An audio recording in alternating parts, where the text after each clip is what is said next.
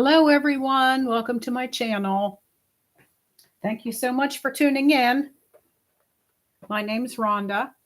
It is January 19th, 2026. And today we're going to continue our mushroom fairy picture from this book, Fairies and Mushrooms Jubilee by colorist Eileen Vick. And I want to show you again, if you didn't see this last week, Eileen Vick has a lot of coloring books that I highly recommend, especially if you like grayscale. They're all in grayscale. All of these books that she has, plus she's got more now because since I started tuning into her channel, she has come up with even more. So there's a very long list. There's something for everybody. And I can't say enough about how much I love these books. I'm going to flip through here quick part of it so that you can see how nice her work is. Oh, I did that one a few months ago. Aren't these pictures gorgeous? So I recommend, now this is the picture we're working on now. I recommend that you go check out her channel on YouTube. It's called Teaching Adult Coloring with Eileen Vick. She is live every single night at 7 p.m. her time. Now, if you live in Pennsylvania like me, it's going to be 8 p.m. She's on Mountain Time, so give her a look. But here's where we are with our picture so far. The pencils I'm using are called Woomer pencils. This is a nice set of 72 pencils. If you notice, I have certain ones turned upside down from the rest. This one, these are the ones that I've been using on this picture. And I do this so that from week to week or from any time that I sit down to color a given picture, I can remember at a glance which colors I used for what. So, I'm going to turn my light on here. I hope that's not too bright. And I also wanted to show you another picture that I'm currently working on apart from my channel. It's this one. And this is from this book by Vasilisa Romanenko. I know I murdered that name, but it's a nice book. There's pretty pictures in it. I do believe I got this one from Ollie's, where I buy a lot of my books. Has a little story with each picture. So, yeah.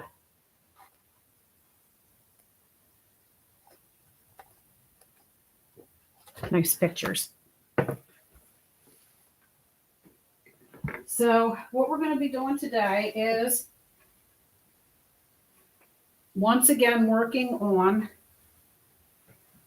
our fairy mushroom picture. Going to pick up where I left off. Please feel free to join the chat.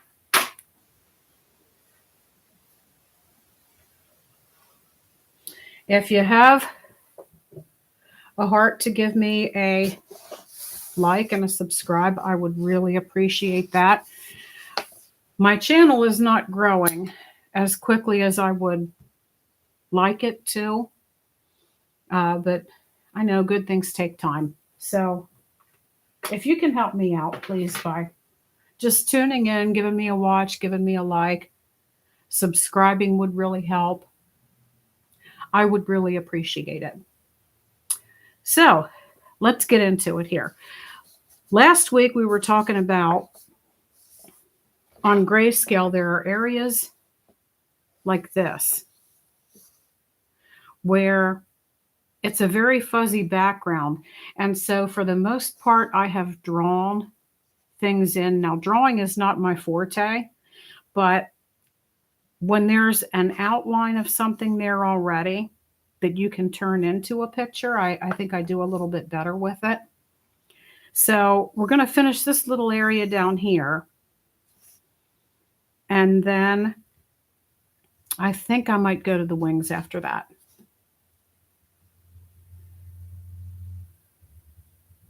So let's get into it here. I think that earth tones down here, of course, would be the thing to do. A little bit of brown along the bottom and then maybe some green back here. So let me find a nice brown to use here. Now, I don't want to lose my mushroom there.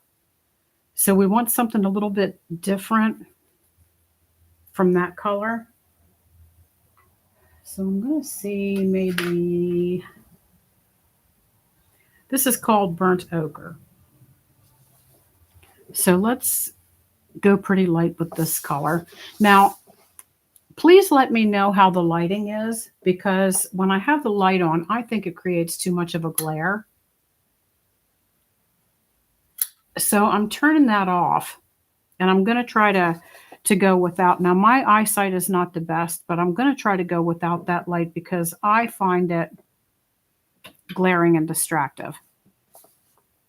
So let's start down here.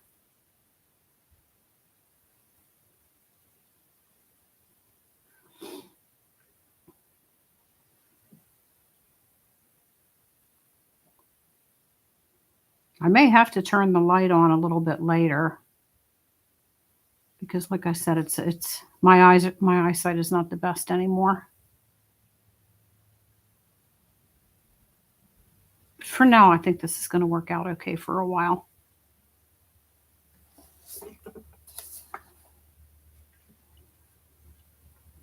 I'm putting down very light layers of this brown, which I will go over again because layering gives your pictures life.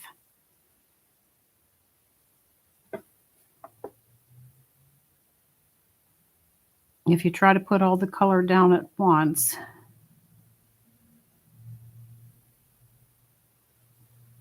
it tends to not,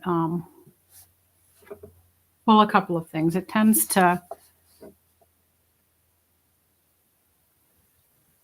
not really give it a nice smooth look. I'm going to go a little heavier here. And then also, there's the fact that once the color is down, it's hard to take it back up. You can use an eraser, but an eraser will often make a mess out of your picture instead of help. And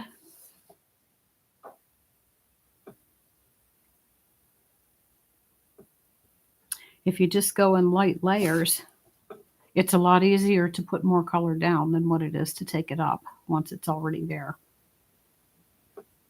So here we go.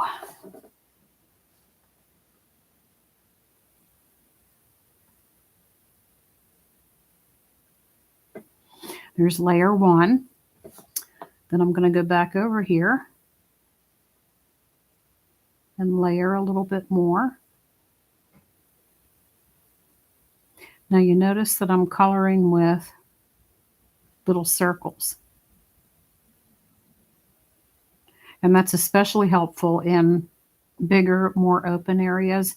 If you're not using the soft pastels, which I showed you last week.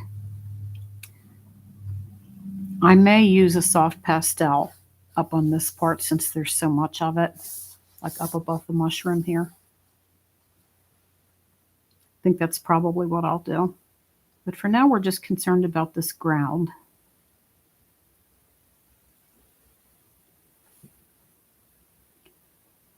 Can you see how I'm adding the layers?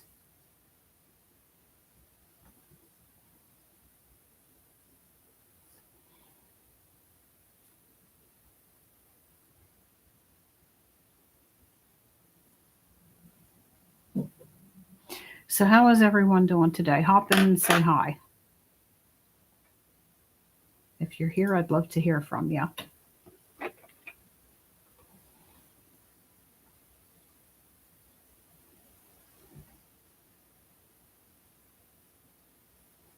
Certain areas I want to go a little bit heavier with this brown because I just said I didn't want to lose this mushroom, but it's kind of getting lost. So I'm debating if I want to just go over it heavier with this brown right there to sort of bring it out, or if I want to use a darker brown. And I think what I'm going to do is a darker brown.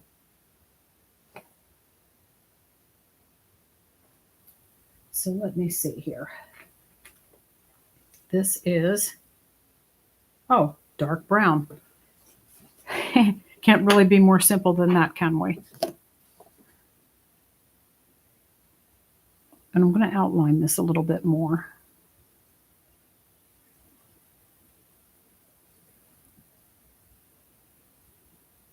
Just a little.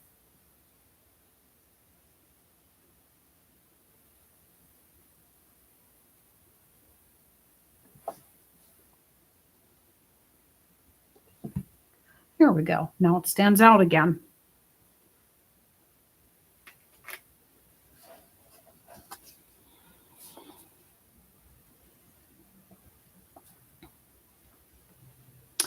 Underneath this mushroom, there would be a bit of a shadow there.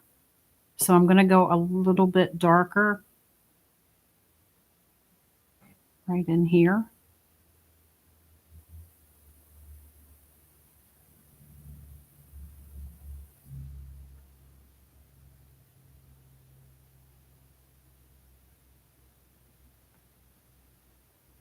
Now this again is the burnt ochre brown.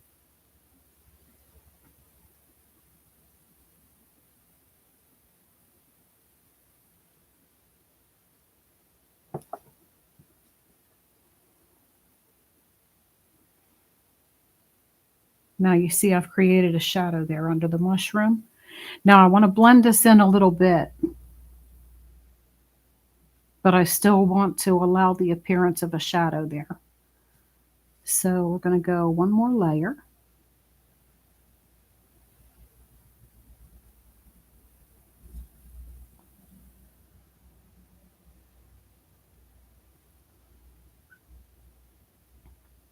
Hope everyone's doing well today. This is the beginning of my weekend. So my new shift at work, I just love it. I have 4-day weekends, but they're not actually on the weekend. But it works, fits pretty well with the rest of my life, so I'm happy with it.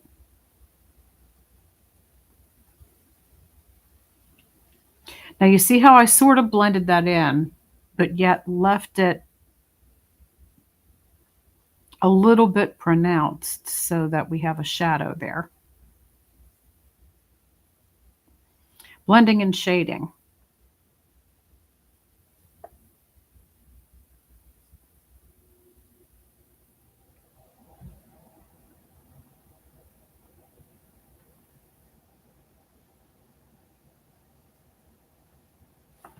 And there's our ground.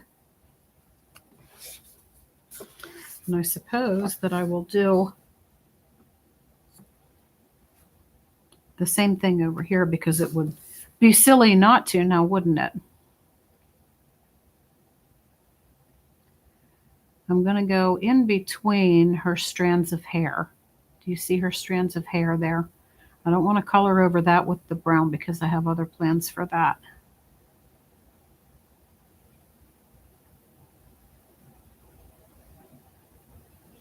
If you're coloring today,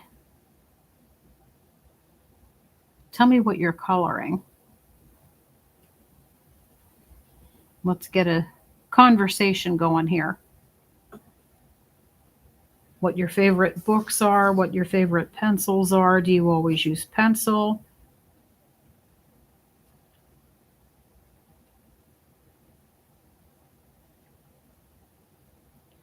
I always outline a little bit. If there's one area like her hand,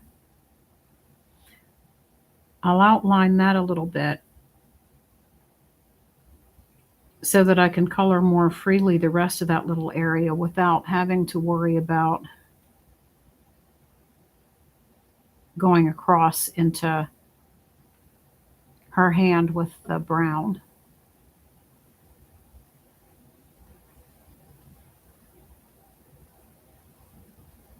Same way with the hair strands.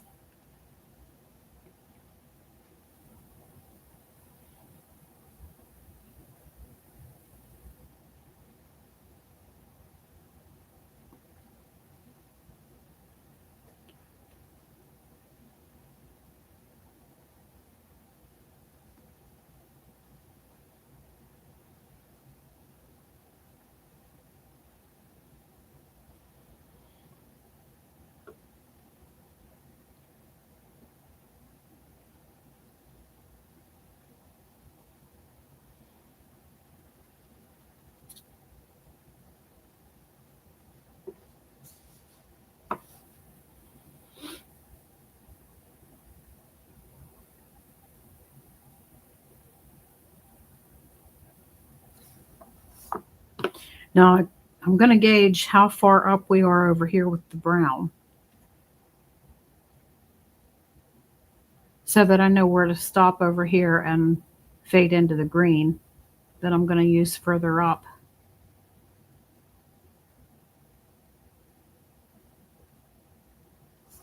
This area up here is going to be the very last thing that I'll do. And the reason for that is because I'm going to use soft pastel on that.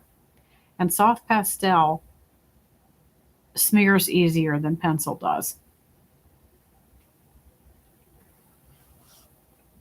So once I get everything else colored, that's when I'll get the soft pastels out. I'm guessing that'll happen probably in about a week or two here.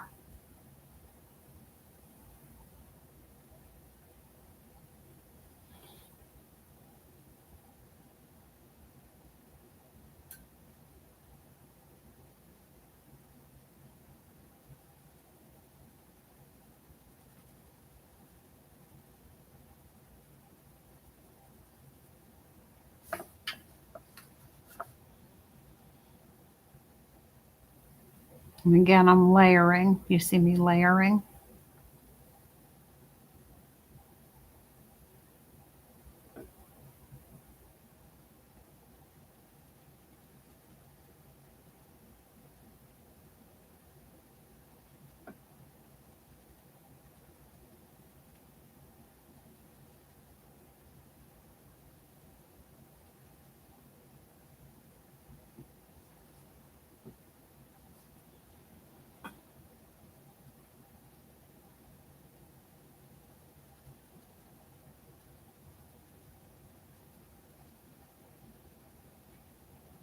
I also like to hold my pencils more sideways and choked up on them a little bit rather than this. For a couple of reasons. First of all, if you're back on the pencil like this instead of right up there at the point, your coloring is going to be nice and light. And then you go over it and over it and over it in layers. Another good reason to do it that way is that pencil points, especially with soft pencils like this, tend to go dull quickly. And then you have to sharpen. And sharpening grinds a little bit of your pencil away each time. And pencils are not cheap. So, me being the cheapskate that I am, I like to turn the pencil sideways, and that way, as you color, it will create a natural point there. And then you can go into your smaller areas with more of a point on your pencil without having to sharpen all the time. Now we need a nice light green for back in here. So let me find a color.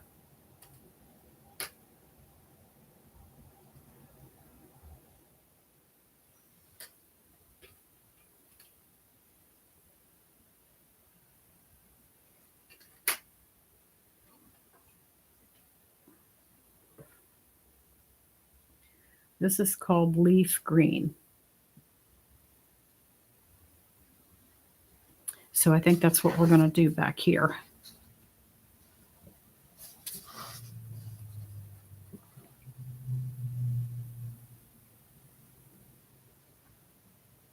And again, we want to go nice and light so that we can do layers.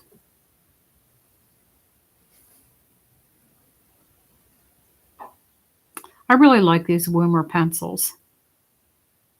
I'm glad that I stocked up on pencils when I did, because everything is getting so high, and pencils are no exception, especially if you like the ones from Japan.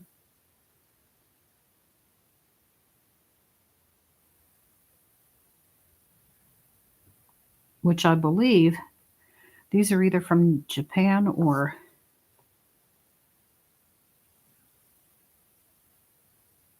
China, maybe. But I bought 3 sets of these. And one of them I gave to my granddaughter because she was enjoying them so much, and I didn't have the heart to make her leave them here when she left. And then the other 2 sets, I have this set and I have a backup set. And I'm glad I did that because I really like these pencils, and they skyrocketed in price. These and the Colleen pencils, I'm kicking myself in the behind because I think I should have bought another maybe 2 sets of Colleen pencils, because they are the closest budget pencil that I have found yet to Prisma. I even kind of think they might be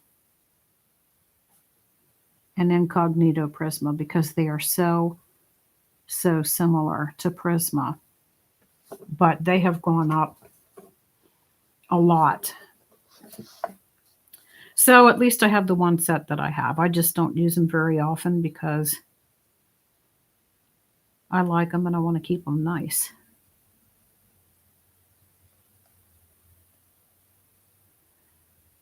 And there are certain pencils like that that I save for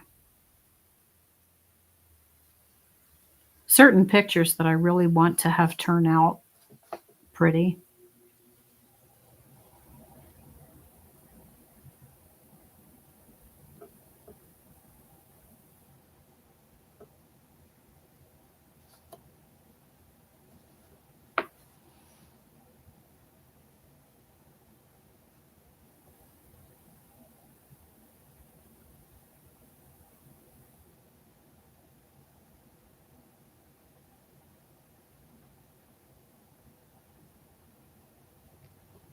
Yeah, I did think that I would have a few more subscribers by now. I have 7 subscribers, and I thank you very much. If you're one of the people who subscribed, thank you. I love you. Thank you for doing that for me.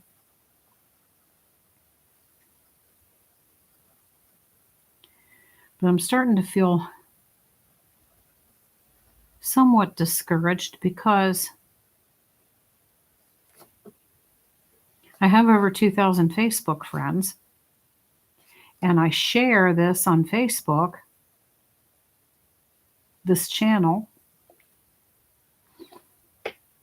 And I expected that I might have, I don't know, maybe 20 subscribers by now. But I have 7.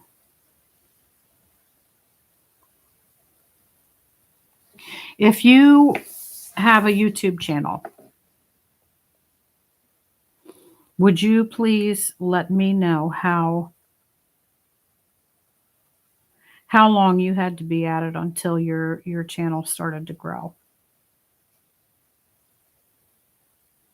Maybe I'm just expecting too much.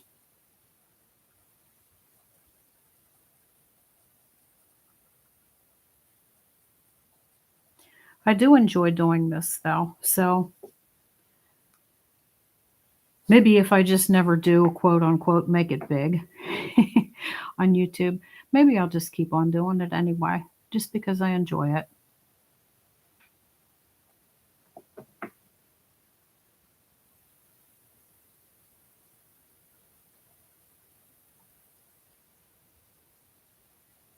Yeah, that's a nice green for this area. Leaf green.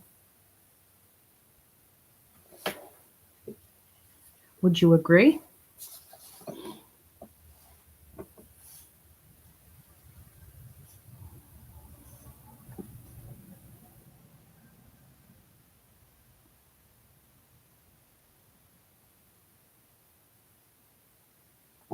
Trying to figure how high up I should go with this. Let's do some over here and then maybe I can figure it out better.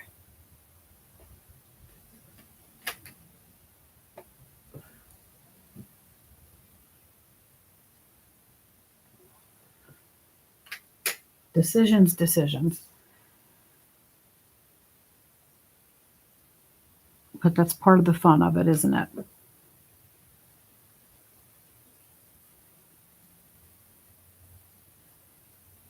Now, do you see how I'm kind of co-creating the background with the illustrator, Eileen Vick, because she put the shadows in here.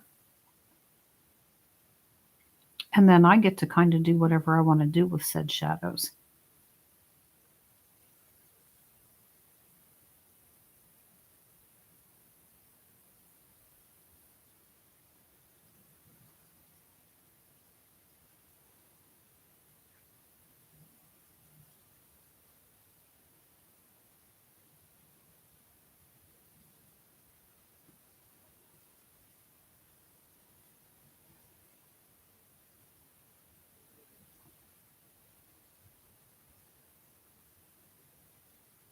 Oh, I know what's missing. I forgot to put the music on.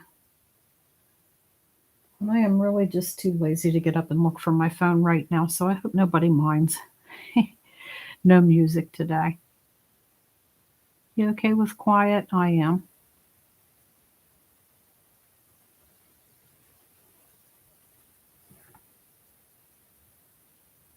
Yeah, I think that looks pretty good. What do you think? Should I go higher with the green? I think I'll just leave it right like that. I think we need another layer over here.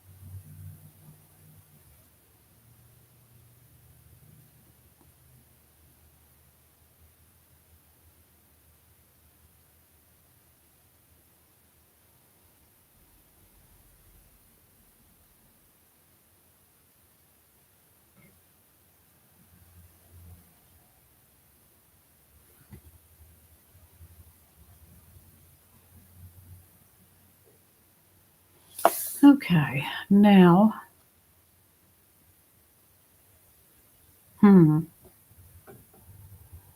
flowers and leaves and hair or wings.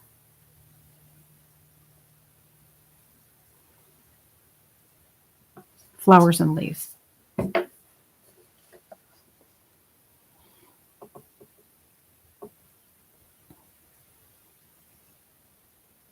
And I think I'm going to use this same light green on some of these leaves. Because after all, it is leaf green.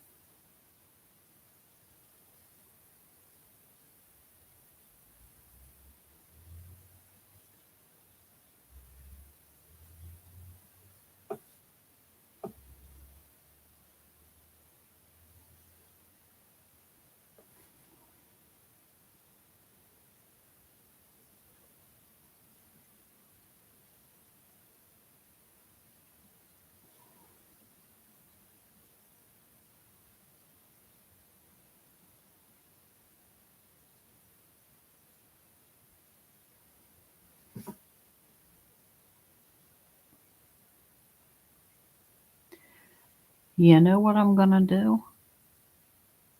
I'm going to blend another color of green into this.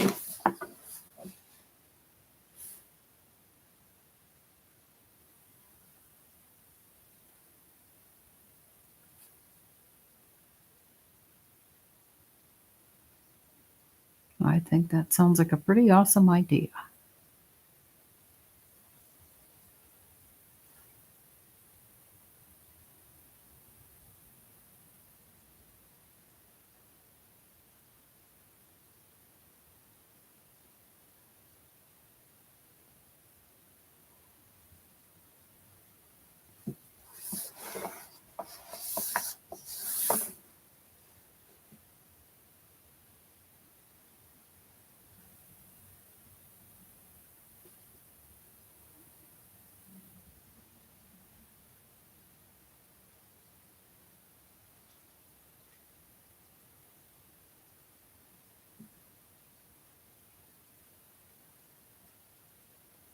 Now these leaves up here, I had used juniper green on those.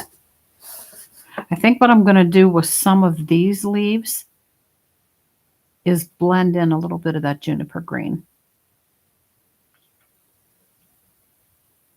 And that'll make it a nice smooth fade into the lighter color down here.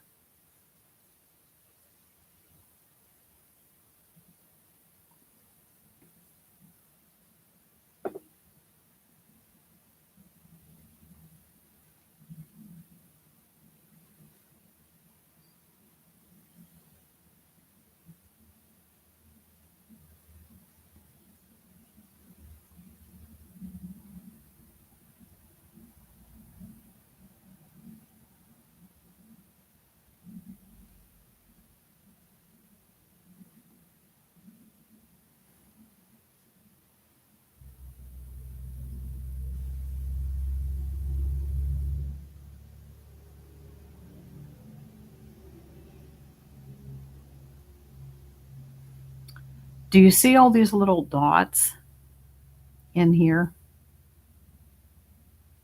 Trying to figure out what I want to do with those. I think I might break the gel pens out on those and give it a little bit of a glow.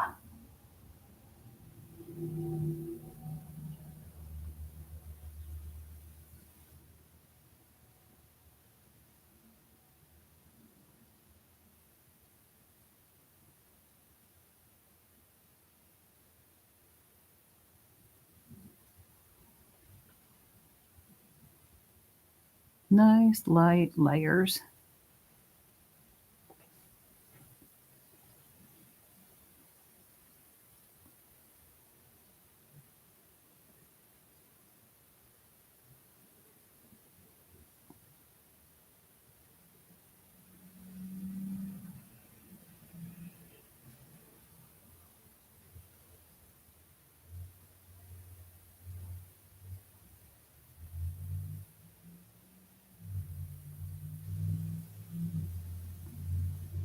Well, the street outside my house is busy today for some reason.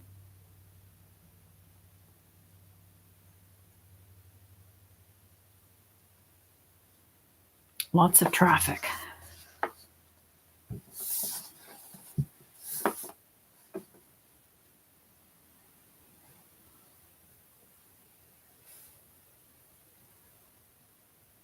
Is that a butterfly?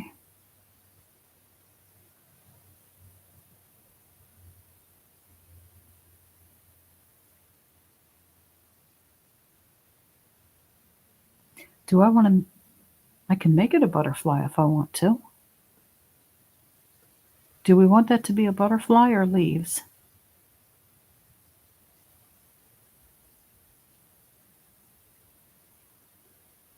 Hmm.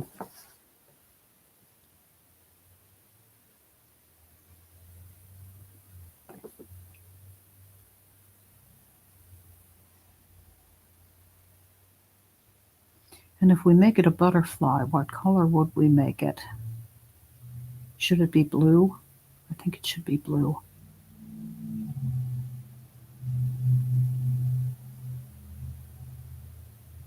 Yeah, I think I will make that a butterfly. See, that's what I'm talking about with grayscale. You can get very creative with it because there are a lot of, pardon the pun, but there's a lot of gray area. There's a lot of area that you can just kind of do whatever you want to do with it.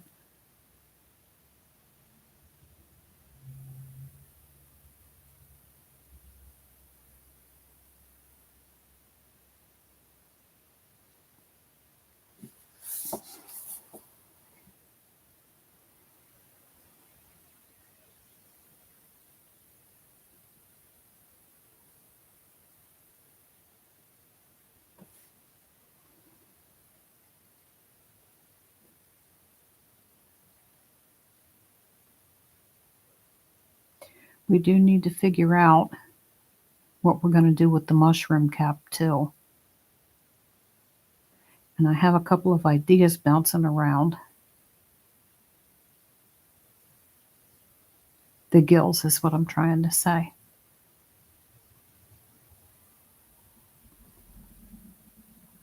It's going to take a little bit of time if we really want it to look detailed and nice, because there's all those little gills that are going to need outlined.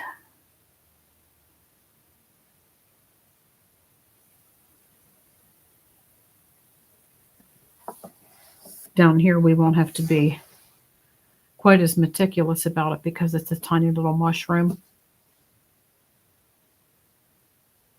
But with this one being such a focus point, we want it to turn out really nice and really pop.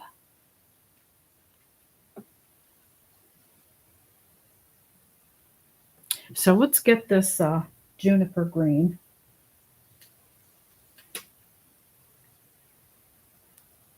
And do some blending.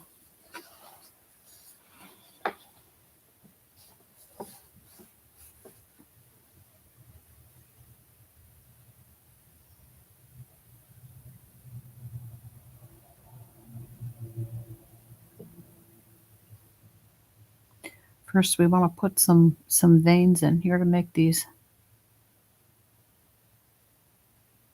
leaves stand out.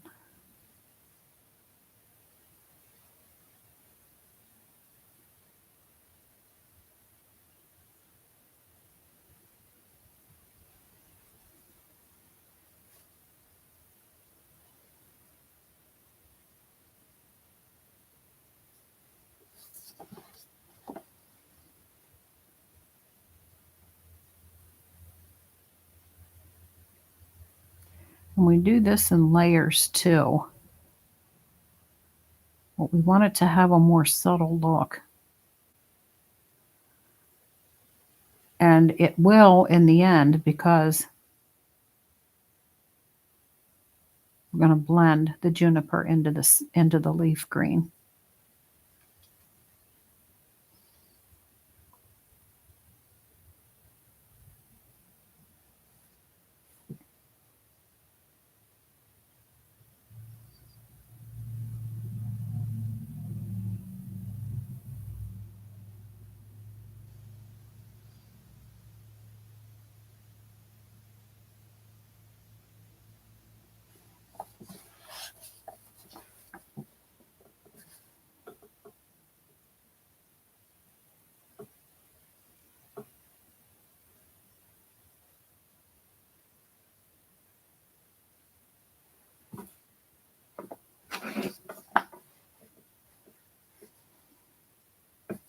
I think that's better without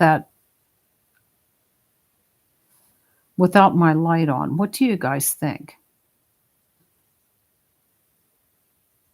I think the light puts too much of a glare on it. And I think that since I'm doing this in the morning light, I think natural light is really enough. But let me know, honestly, what you guys think about that. Because you guys are the ones watching, and I want you to enjoy the watch. So if you think I ought to have the bright light on, I will turn it back on. But I think it looks better without it.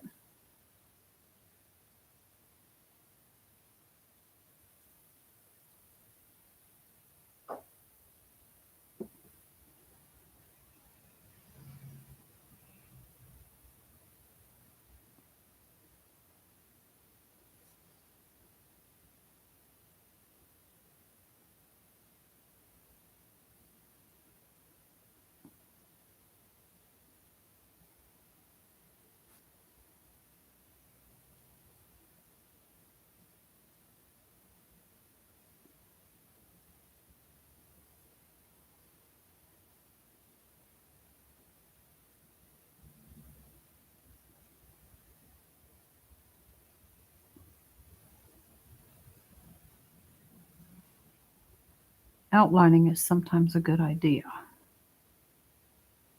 And I think this is one of those times.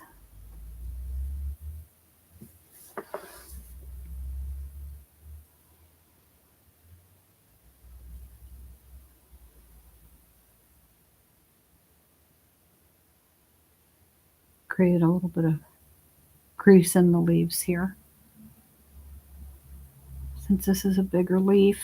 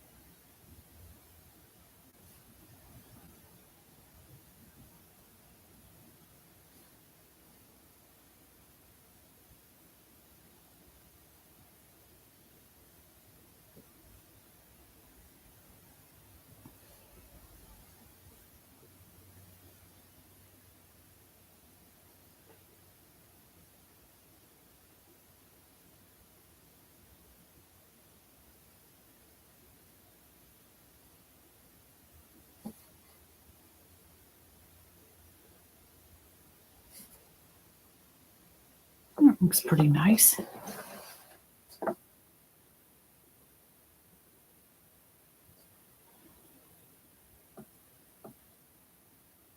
And now to blend. Now, when I do this, I'm going to be very careful about how much juniper green I blend in with the leaf green. Because if I blend too much of the juniper green in, we're going to lose the veins. So I'm just going to very lightly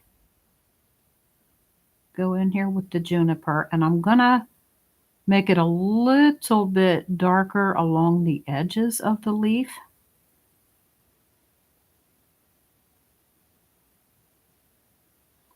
And then sort of just blend it in a little bit.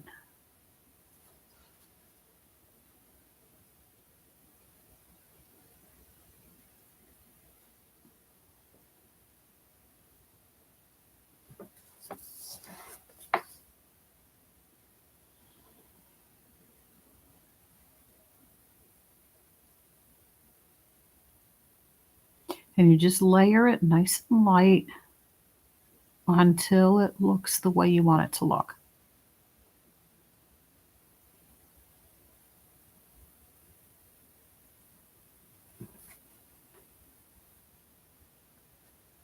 Yeah. I'll lift this up a little bit and let you guys look. Do you see how I blended that leaf?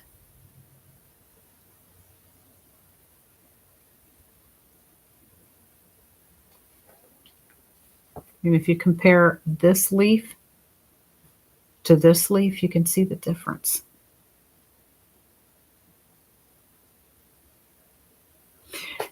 If I wanted this, now this, I've had spring in mind, surprise, surprise, when I've been coloring this picture. And so I have bright flowers and, the bright leaf green back here. If you wanted to make a picture look like this, look more fall-like, you could have darker colored flowers, like the fall flowers are typically like an orange or red.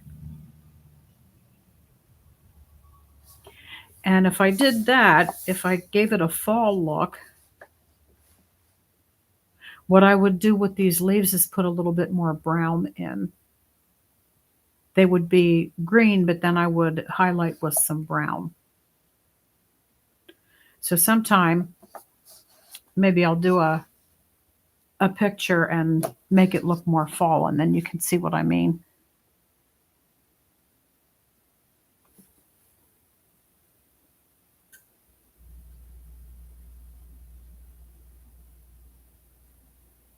And we're going to do the same thing on this leaf that we did over here. And then I'll do this one and this one also. These I want to keep a little bit lighter, but I'm also going to add some accents to those. So when we get done with these, we'll figure out what we're going to do with those.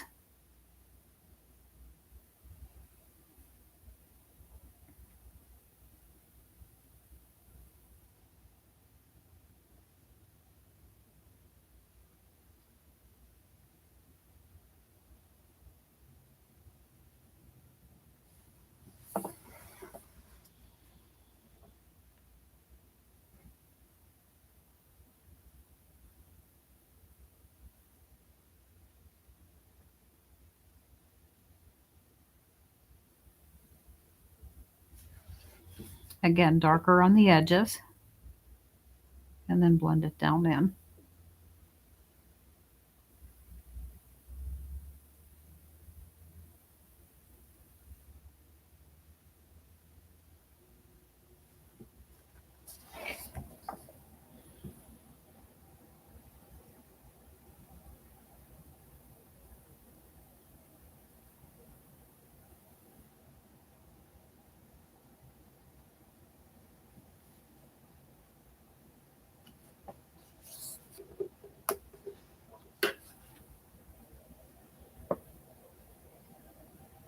Do you see how that changes the look of the leaf? Blending that other color in. Darker green.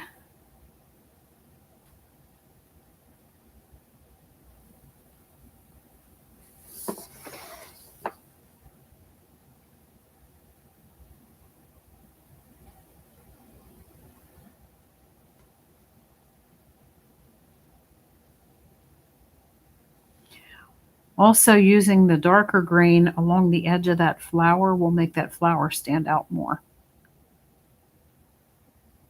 So I went in between the little points of the flower, and in meticulous detail, I put accent on the flower that way.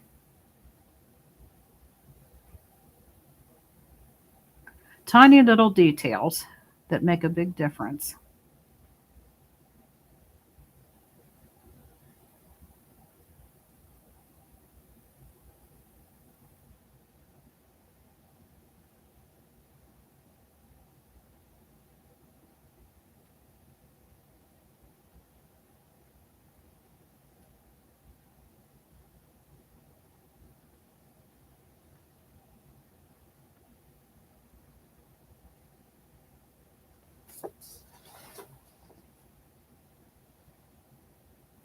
I wonder if we're going to get any snow this week. I hope not. My pastor keeps telling us to pray for snow because it's so dry this winter. And I'm sorry, Pastor, but I just can't bring myself to do it. We can have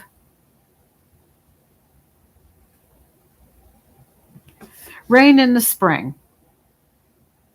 when it's not going to freeze the roads all up and make everything miserable. But God's going to do what he's going to do. So we'll just see.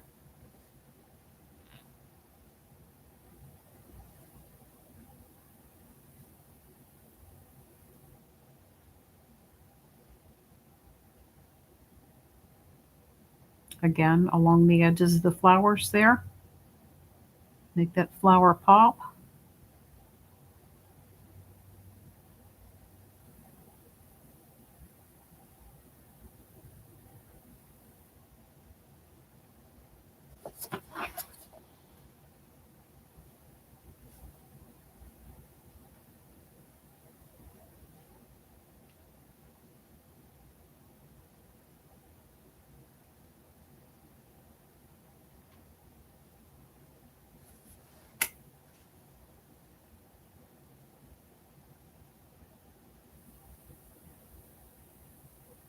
Nice light blended layers.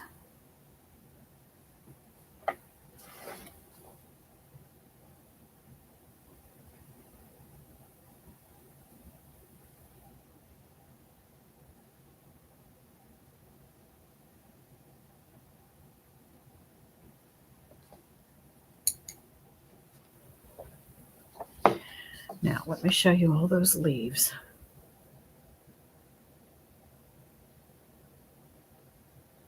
See how you add the details in and blend the darker green into the lighter green. And leave a couple little areas where you don't blend as much of the dark color in to make the leaves kind of shine, like the light would be hitting those. Now, these leaves are going to look a little bit different because we're going to keep them lighter. So instead of juniper green, I am going to use just green, just plain old green.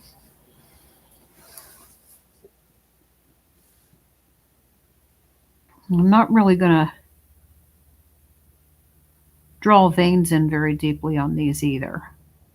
A little bit, but just not as much. And I'm going to do very little blending this other color of green in. I'll get the edges a little bit to make them stand out. And that's going to be a little bit of just about it, like just a little.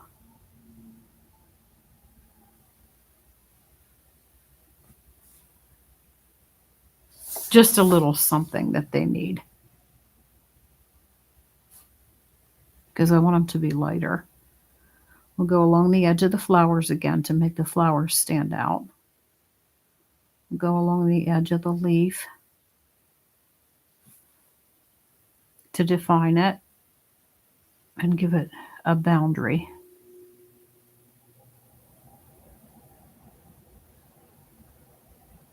But we don't want it to really look like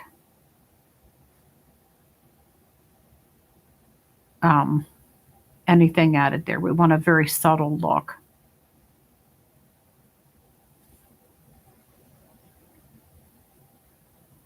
Just enough to make it stand out.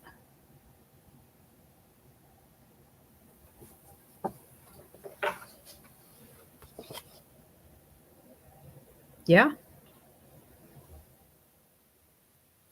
All right.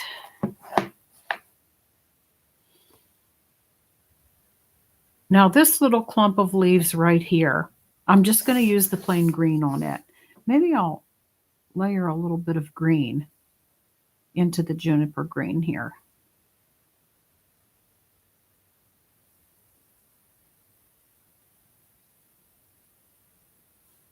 kind of burnish that juniper down in. Yeah, that looks good. Then I'm going to come in with this. And this little clump of leaves right here, I'm just going to make regular green. Again, go along the edge of the flower.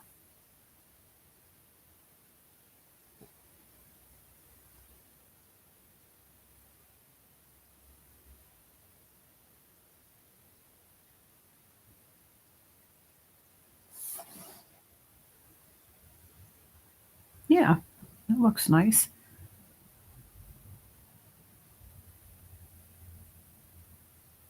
Take a little bit of this green in on the juniper green. Some things you don't really plan and they just seem like a good idea as you go along.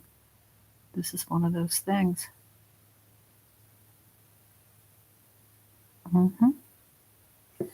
Yeah, that's what it needed.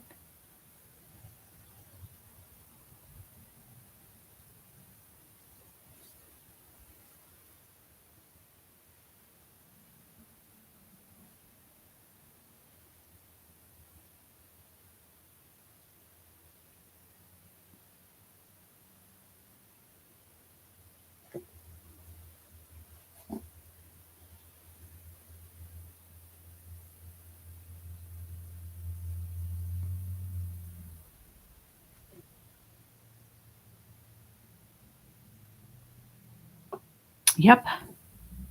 Now, before I space it and color over top of that butterfly that I want to create there, I don't even know if that's supposed to be a butterfly. I kind of think it's supposed to be part of the leaves, but for me, it's going to be a butterfly. So before I get carried away coloring the flowers and space it and color over top of the butterfly, and then it's not a butterfly anymore, I'm going to get a blue color here and put that butterfly in. Now, the question is, what color blue?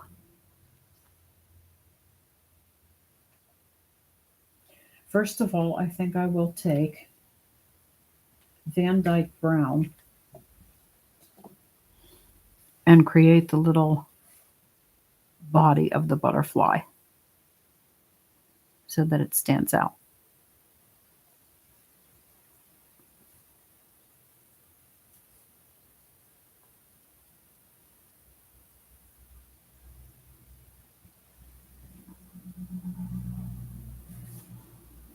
There are times when you want to color dark. And I think if I don't go dark with this butterfly, it's just going to sort of get lost in the flowers and you won't really see the butterfly. So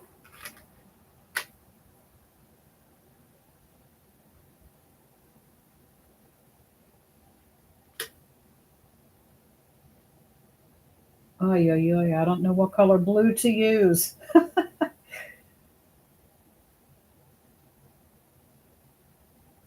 um,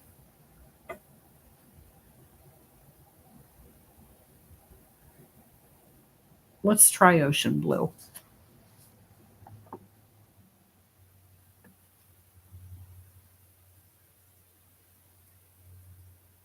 Nope, that wasn't the right color.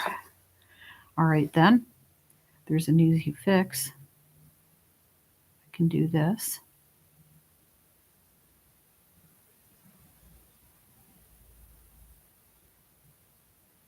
And then come back with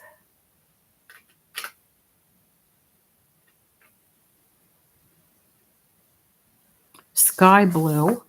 Yeah, that might be the right thing. Yes. Nice. That worked out very well.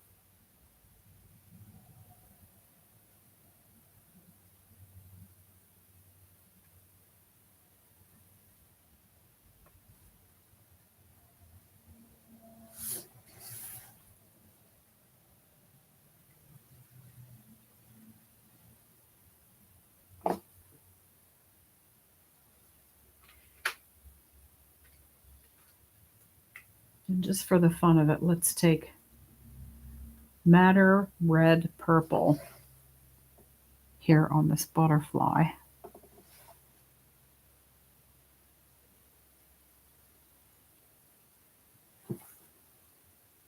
Yeah, that helped.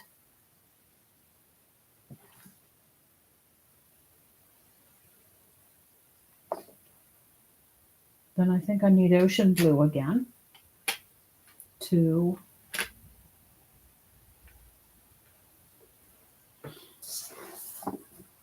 outline and make it stand out.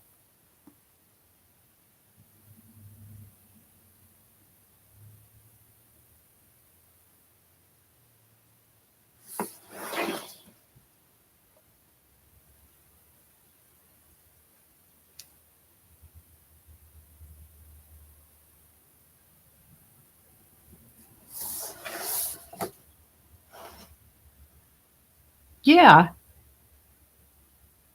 turned out pretty good, didn't it? All right, now the flowers, I think there should be some pinks and purples.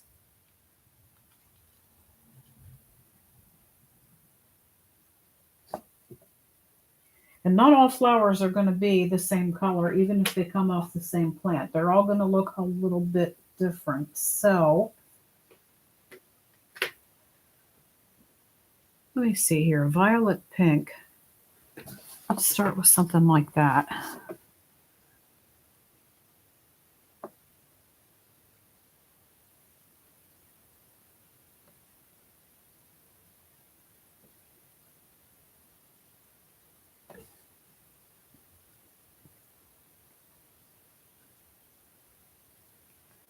Again, little circles, light layers.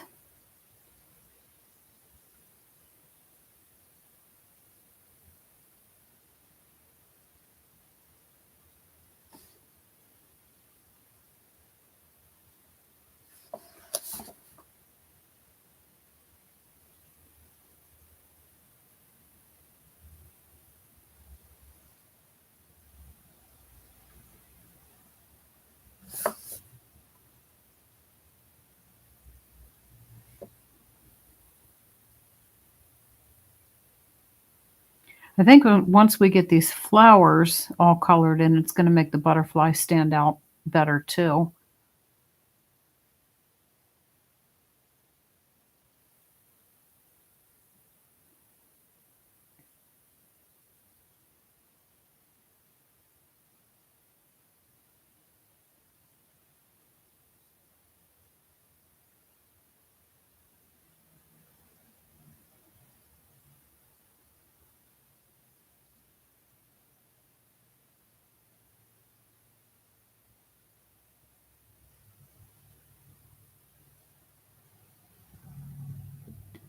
So we started with violet pink.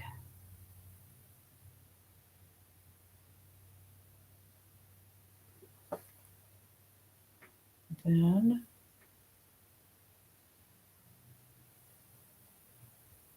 let's go with a nice light purple on the flowers. This is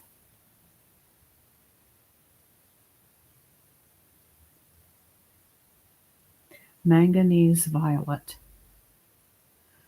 Some of these pencils are a little hard to read.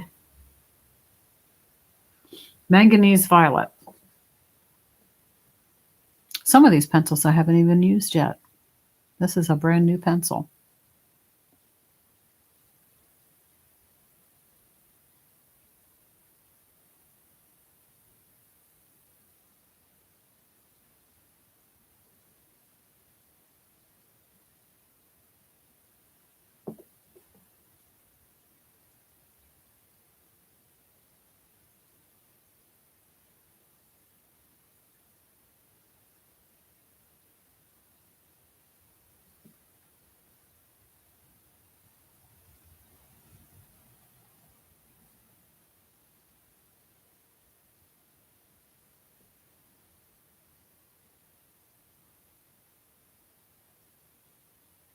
What I like to think about is, as I'm coloring a picture, is that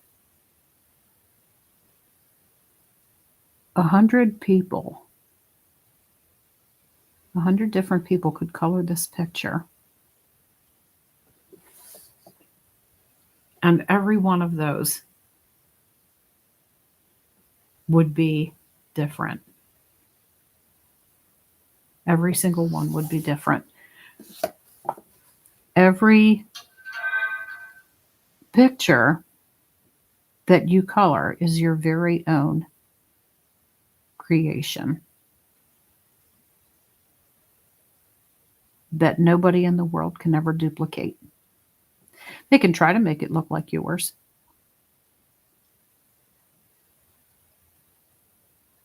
but you have your very own style. You choose your own colors.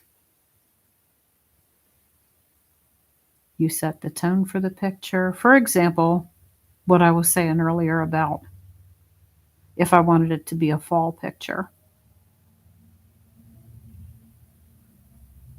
you would use different colors and blend different ways.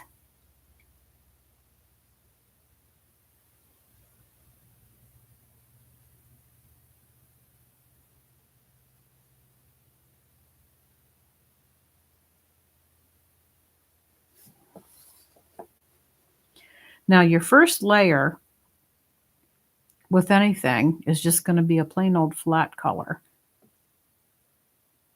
And what that means is you don't have anything fancy there yet. You don't have any little details put in yet. It's just the flat basic color. You're just coloring in the area.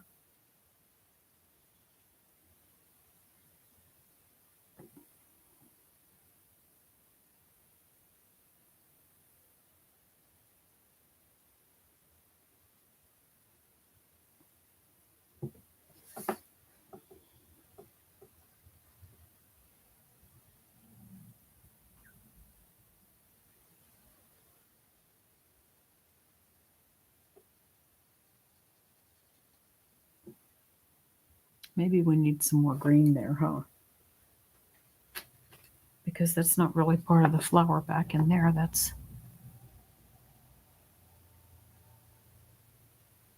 leaves.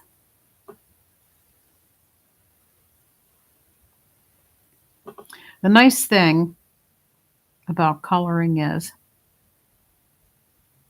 you can almost always fix a quote unquote mistake. There's a lot of trusting the process is something that colorists often say. Trust the process. And it always turns out. And there were a few of my pictures that I was disappointed in, but then I figured out a way to fix them. I'll show you one of those. Take a little break here and I'll show you what I mean.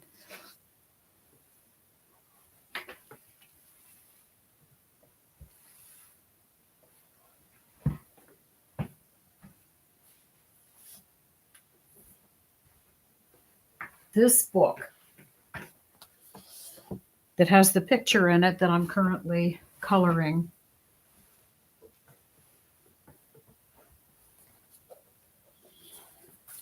when I'm not on YouTube.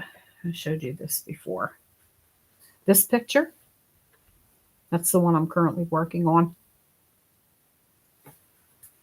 Now, in this book, I also have another picture that I colored. And I spent a lot of time on this picture. The stars in the sky, I'm proud to say that I put those in with a white pen. Before I did that, the sky was just plain black. Now, the part that I had messed up, and I was so upset with myself because I took a lot of time on this picture. As you can see, all the shading around the rocks and in the rocks and how I had to come up with a way to make it look like the fish were in the water instead of just laying on top of a blue surface. And, I figured this all out and put all the veins in the leaves and in the flowers. And I was so happy with the way this picture had turned out. And I thought, what if I added some little glowing dots to this picture? So I then took my gold and silver pens and put in all these little dots. Now, what you see now looks a lot better than what it did, because when I first put all those little dots in, it looked like somebody had just kind of spilt something on the picture. It looked horrible. And I thought, wow, I spent all that time to make that picture look nice. And then I got this bright idea to put these dots on it, and now I ruined it. So I put it away for a while and I thought about it. It was really bothering me. I thought, well, there's almost always a way to fix something. So I got my gel pens out and I started to put colorful little circles around those dots. And I think it looks a lot better now than what it did before. I still wish I wouldn't have done it at all, because I think the picture would be better without that. But it looks a lot better than it did. So that's one example. There's always creative ways you can come up with to fix what a perceived mistake. A mistake doesn't have to remain a mistake in life as well as coloring. All right, so we have leaves and a butterfly and flowers. Now, what are we going to do to these flowers to make them stand out?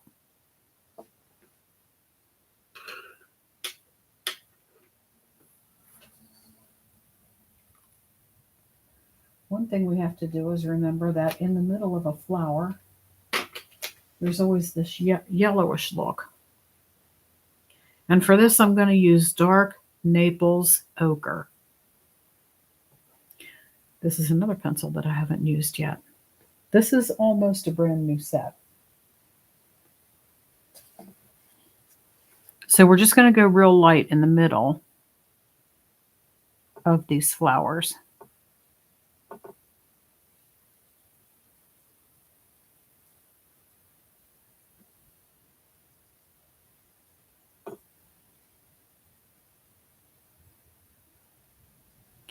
Very light little yellowish circles.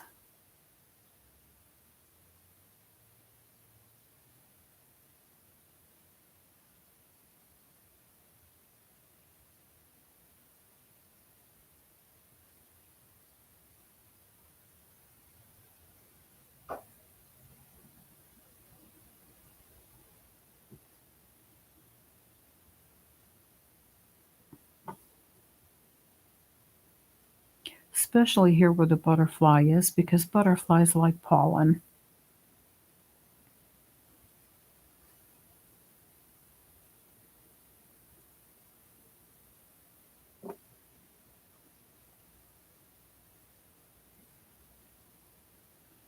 And then I think what we need to do is draw in some petals. So let's figure out what color to do that with. I think that light crimson might work in the pink.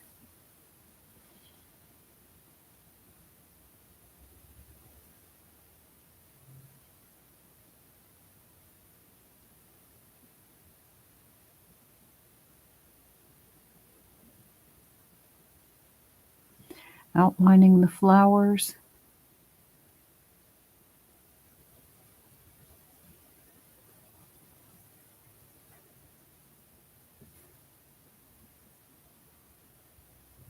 drawing in the little details.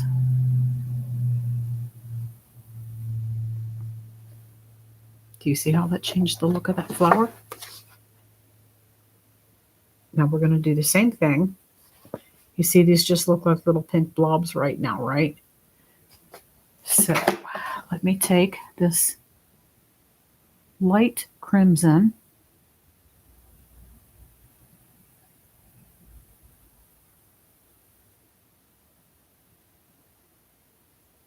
and accent the edges and draw in some petals.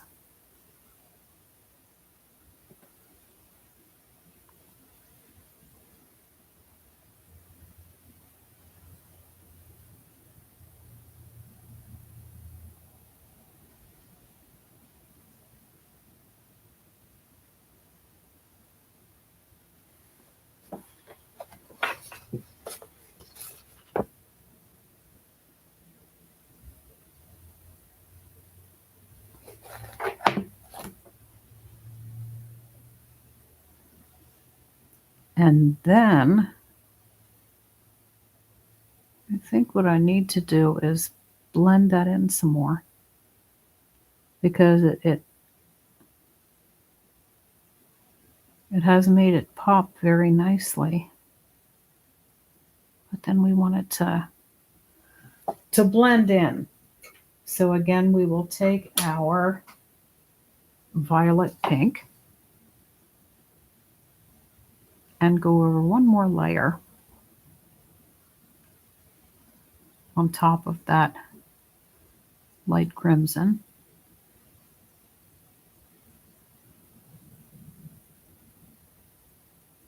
Ooh, that wind is kicking up.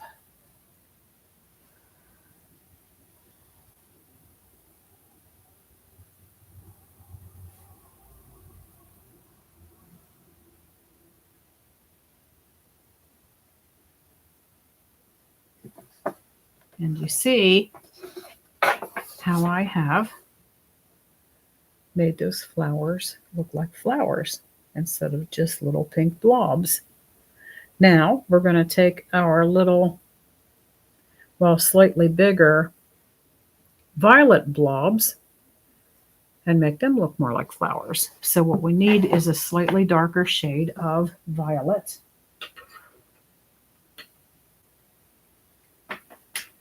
I am thinking that royal purple might be the thing.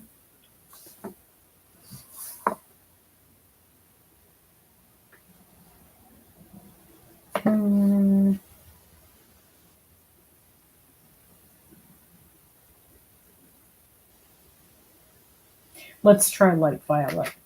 The royal purple might be a little bit too dark. So this is light violet. And you see there are lines on this page where the grayscale kind of gives us an outline, but it needs some help because they're very subtle. And I think there's a good reason why they're very subtle, is so that the colorist can add his or her own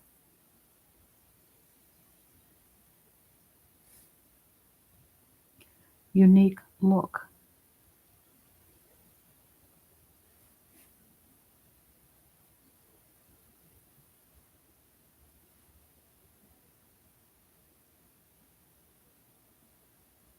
See how I'm doing that? Just drawing in little petals to make it look more like a flower instead of a purple blob.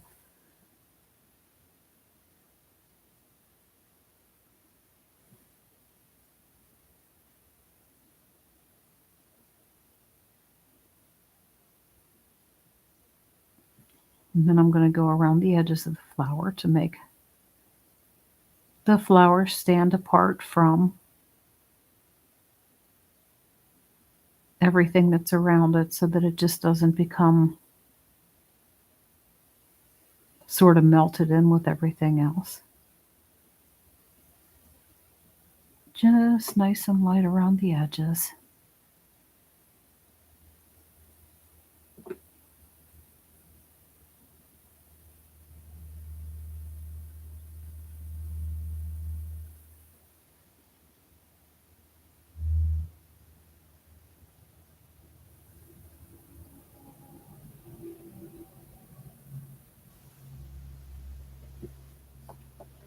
Now, if you look at this flower compared to this flower, do you see what a difference that made? After I'm done drawing in with the light violet, we're going to go over that again with the manganese violet and blend it.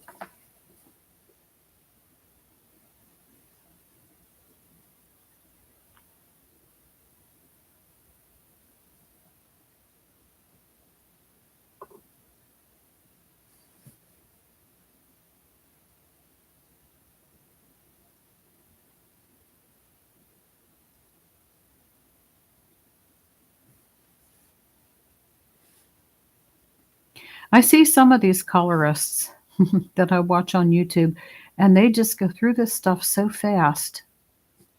And it turns out looking great. But for me, this kind of stuff takes forever, it seems. Maybe I am just OCD, or maybe maybe I overthink. I don't know what it is, but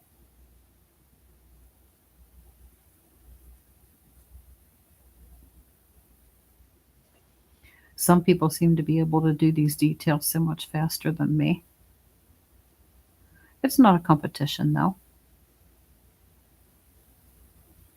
Everybody does their own thing. And somehow, in the end, it always turns out just right.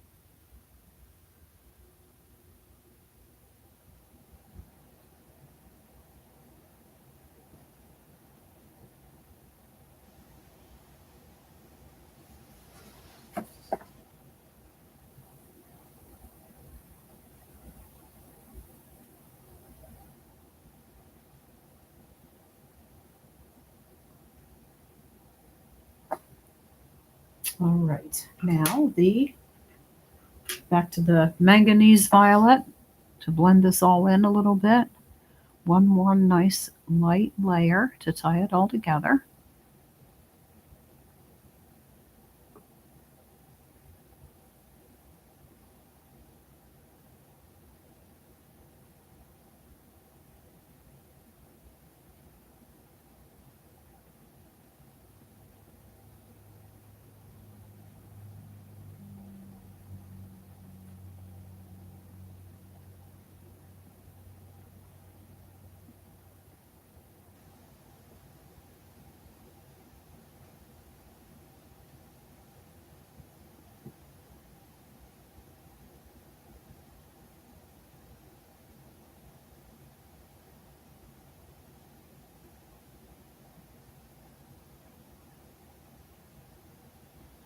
And you notice after you get more of the color in the flower, how it makes that dark Naples ochre that we put in the center of the flower, it makes it stand out more. We'll go over that a little bit more just to make it really pop.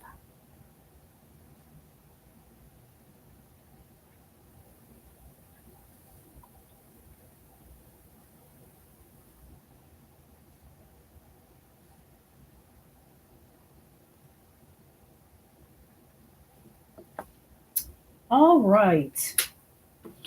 All the leaves and flowers up here. I'm pretty happy with how that turned out. What do you think? I think we need a little bit more manganese on that middle flower. It's not quite where I want it to be just yet.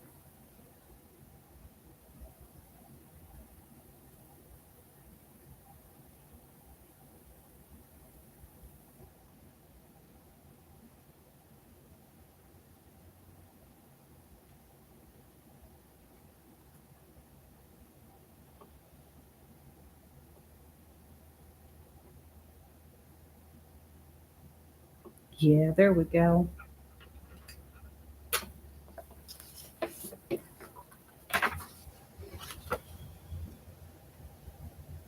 What say you? I like it.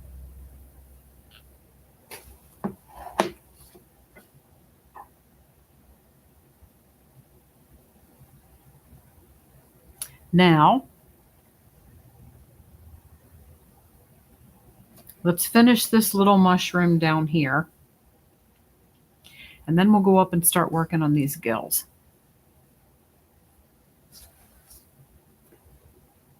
So what we need is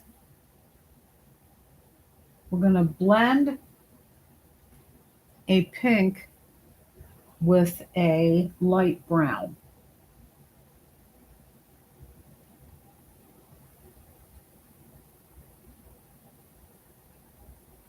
To make sort of a flesh color.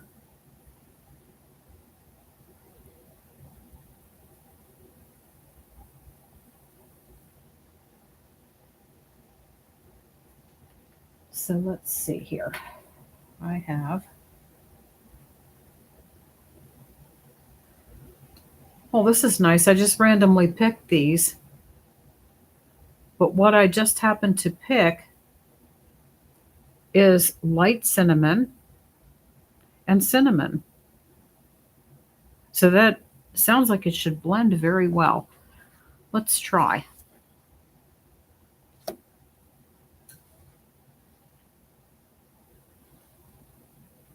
I'm going to start with my light color.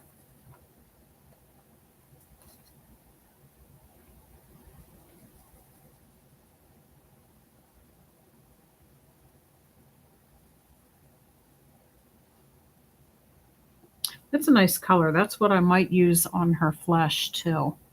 I was thinking about breaking my flesh tones out to color her flesh, but we'll see when we get to that point how I'm feeling by then.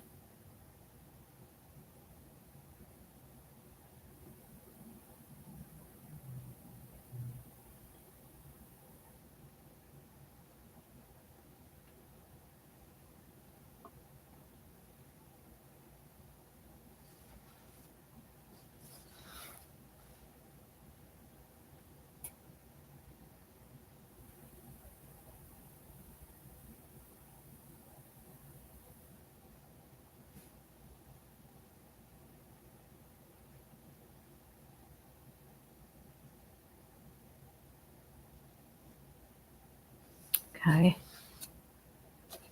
Now cinnamon.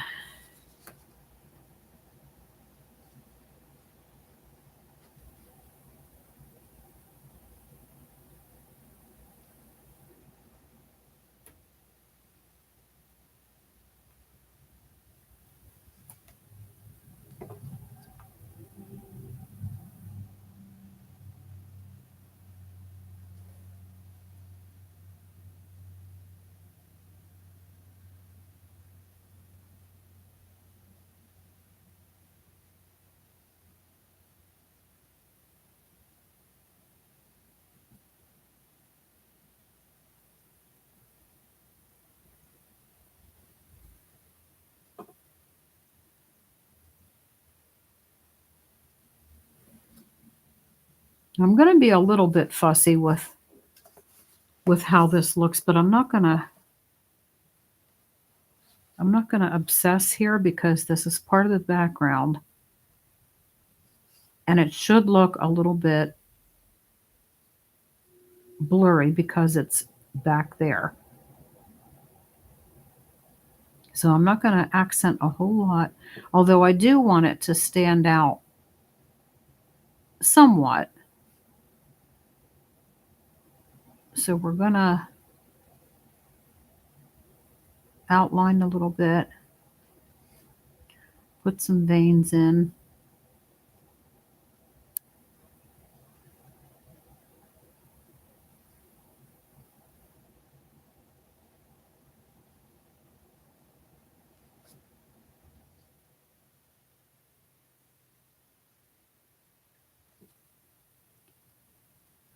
Draw in a few of the gills.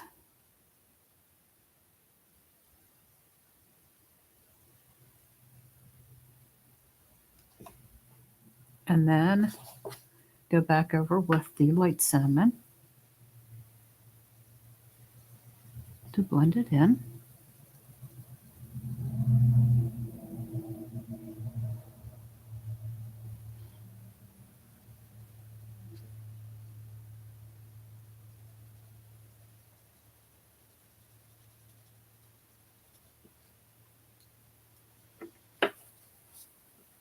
Back and forth until it looks like I want it to look.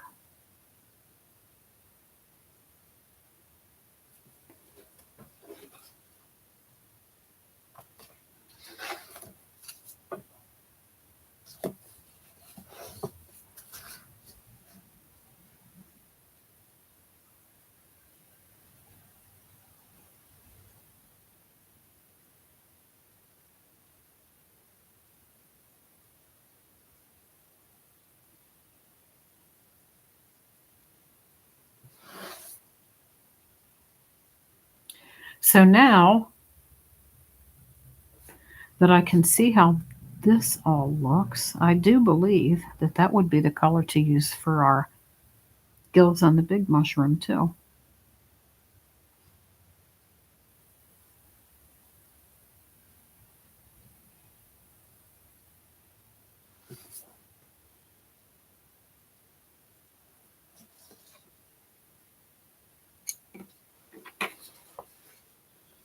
What you think? Good?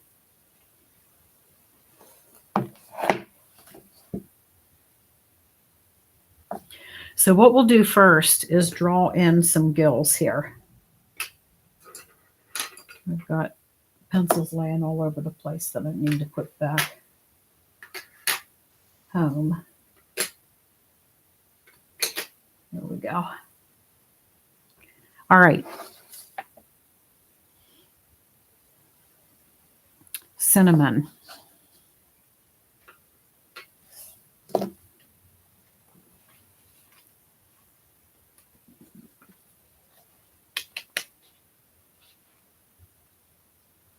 Just chug-a-lugged some water. If anybody wondered what that chug-a-lug was. Now,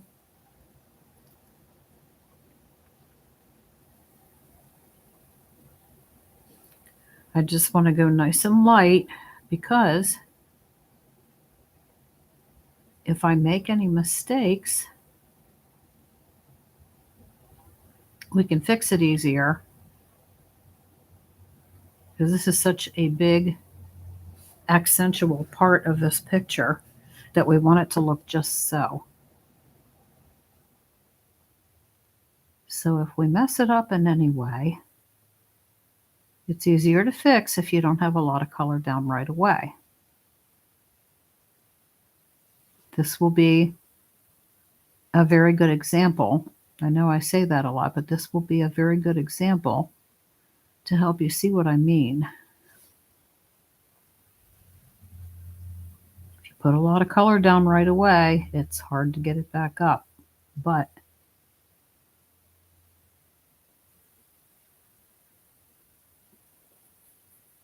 if you go light at first, you can always add more color.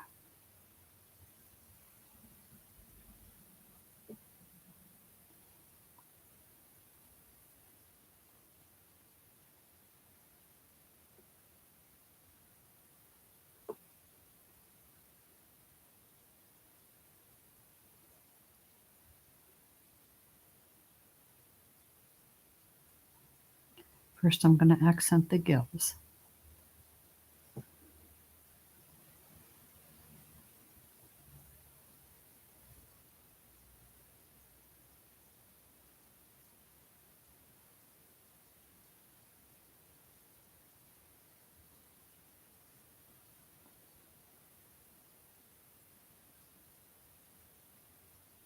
I'm going to have to be picking a new picture for us pretty soon, because I'm thinking maybe next week we'll have this bad boy done.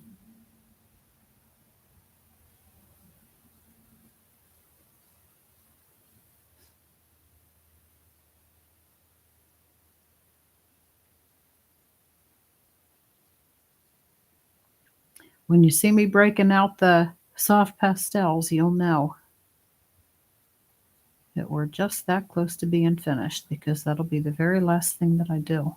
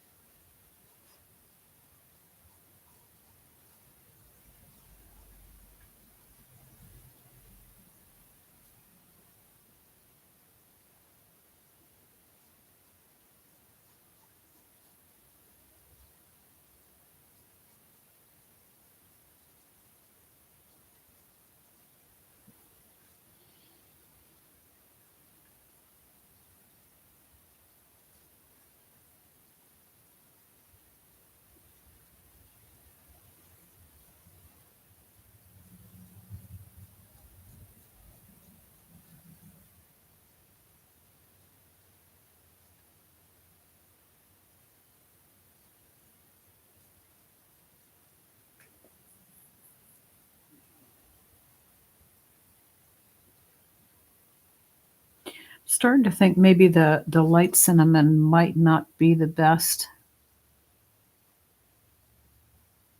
second color for this. Let me finish with the cinnamon, and then I'll see what I can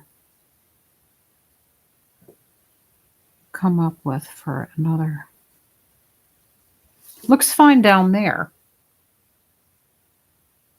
But up here, I think I might want to do something a little bit different than that.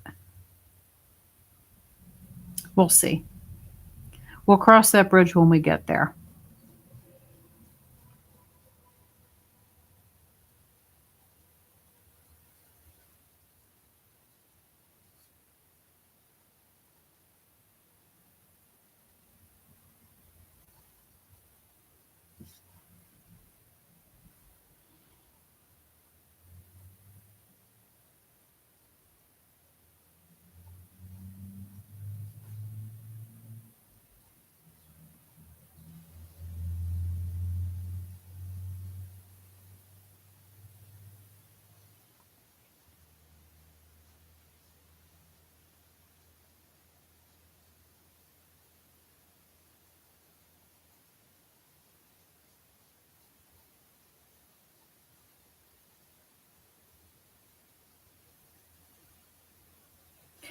I think one of the things that I'm going to do on my days off this week is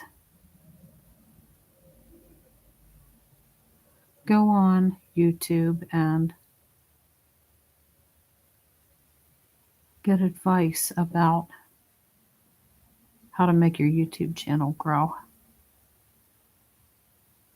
There's YouTube videos for everything.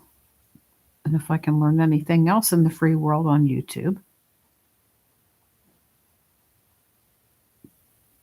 then I ought to be able to learn how to YouTube better and get myself out there.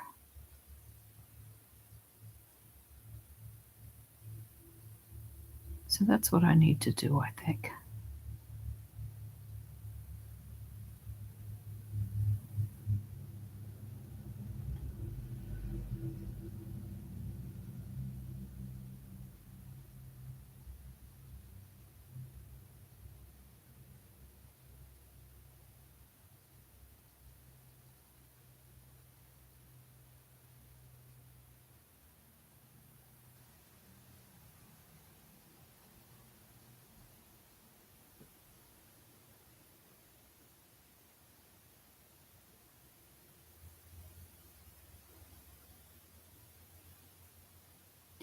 Not sure how to exactly describe what I'm doing here.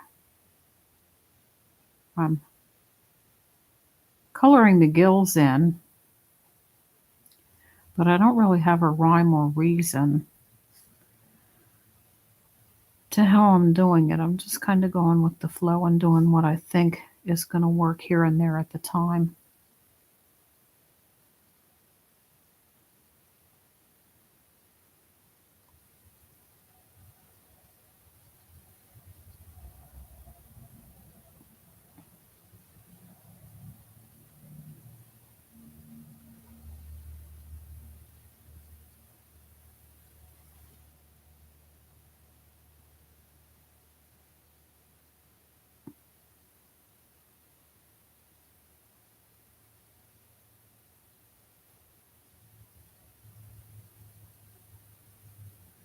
Seems like I'm following the darker gray areas more with the cinnamon color.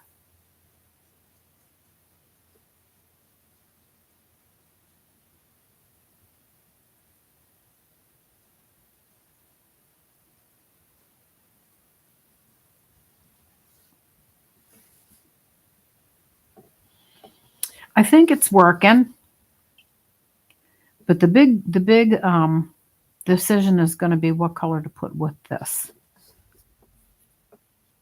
That's what I really need to think about here. Because that light cinnamon, I don't think that's gonna, I don't think that's the right one for this.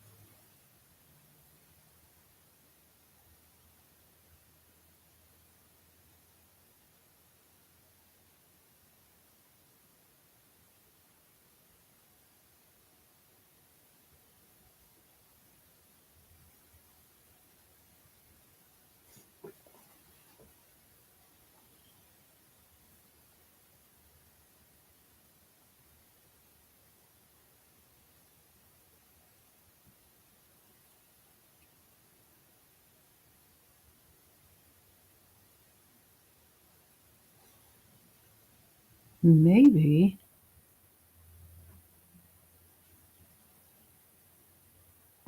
I should get my flesh tones out for the gills of the mushroom. What do you think about that idea?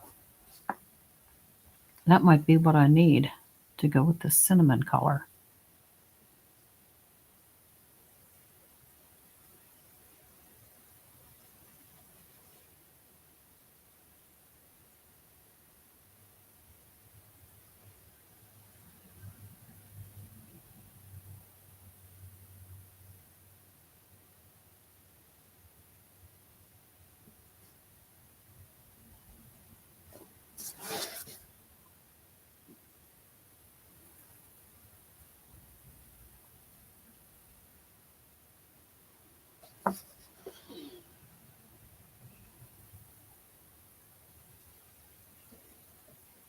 I'm sure I'll figure it out. I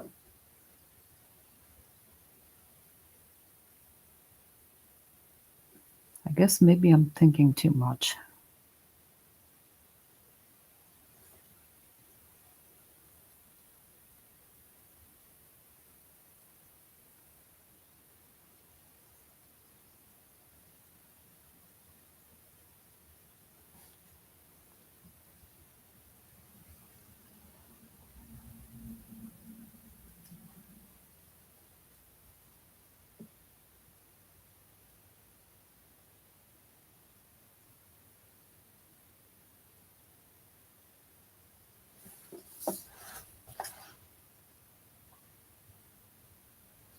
I do like the way the cinnamon is making the gills look, though.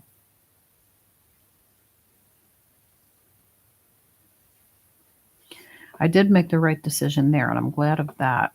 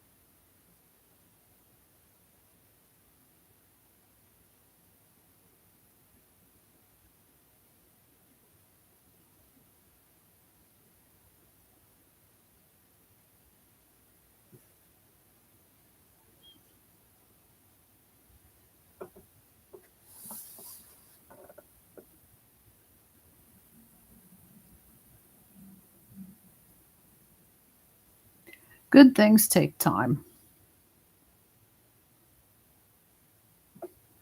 And the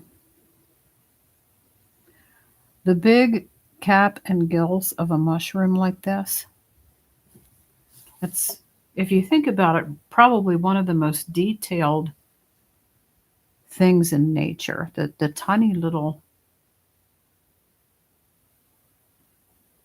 nuances. More fun stuff. After we're done with all the gills, then we need to figure out what we're going to do with the spots. Because they're not going to be just white.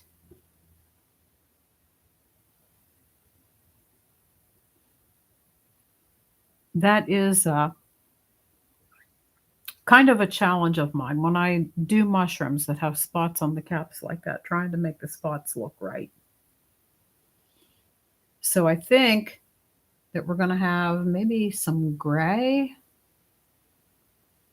and maybe a flesh color.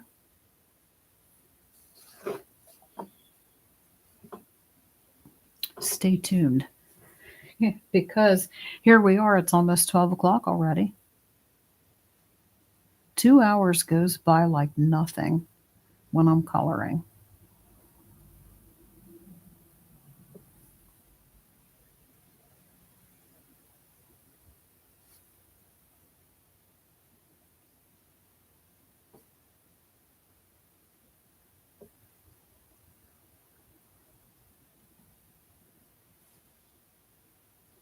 Just kind of drawing the gills in.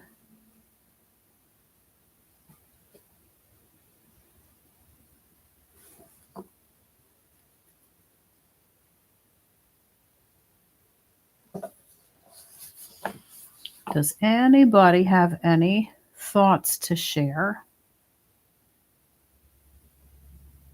If you're here, please send a chat and let me know you're here. I'm feeling a little lonely.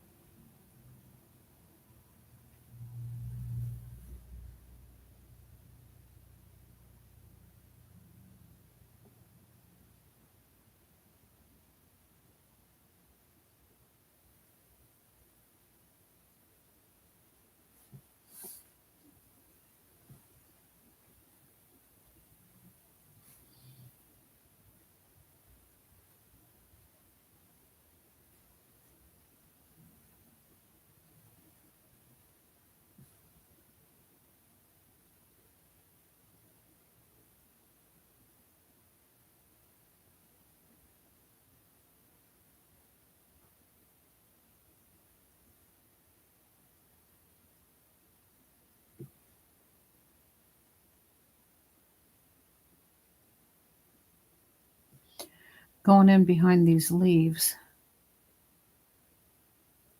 to shade this darker color. The color that I use for the rest of the gills is going to be a lighter color than this. So this is the darker color that I'm going to use to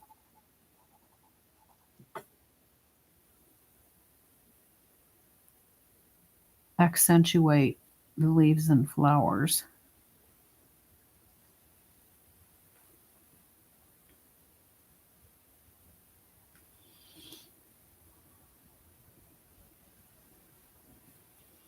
Especially back in this area where it's,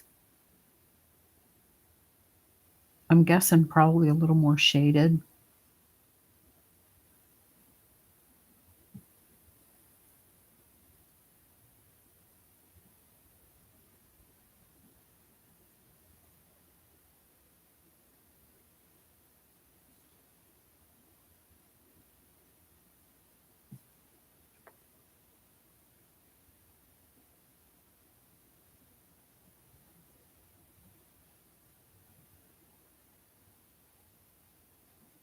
I want to get the whole underside of this mushroom cap done before I call it a day here with you. But I'm not going to hurry my way through it. If it happens, it happens. If not, we'll finish it next time. But that's my goal. I would like to get the underside of this cap done today. Those wings are going to take a while too, because if you notice, it has all those little sparkly spots on. Then we got to go in and do all the veins, and I still haven't even decided what color I want to make those wings.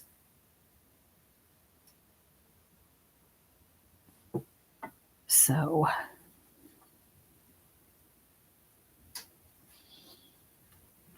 might be another 2 weeks before we get this one done.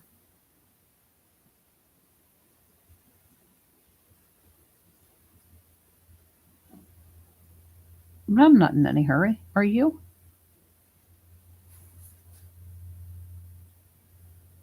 Wow, this is looking really cool.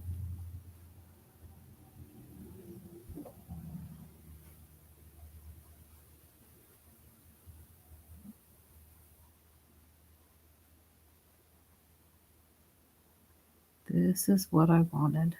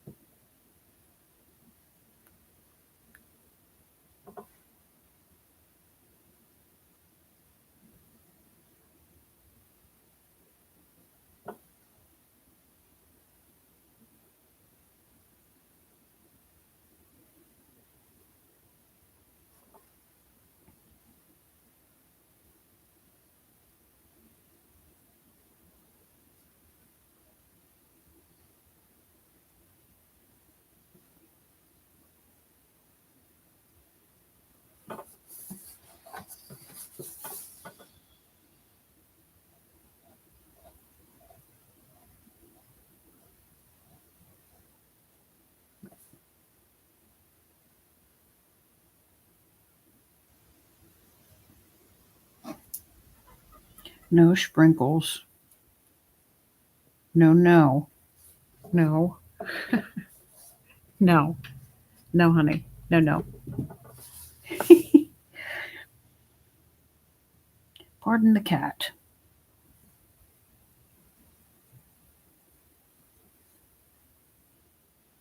I saw her eyeing the table up and I thought, oh, here we go. She's my little cuddle bug.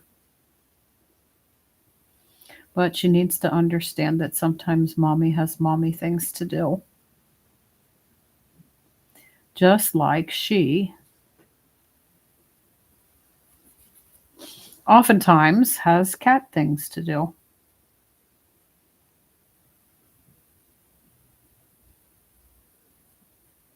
Things that I'm sure us humans would not understand.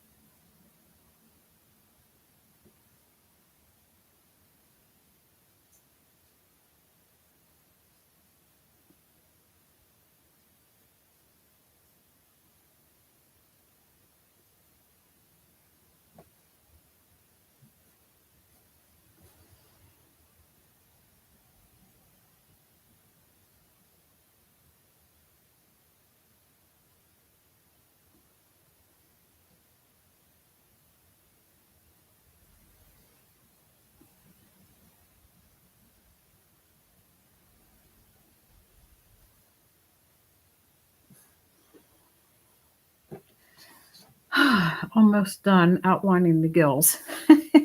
That took a little while, didn't it?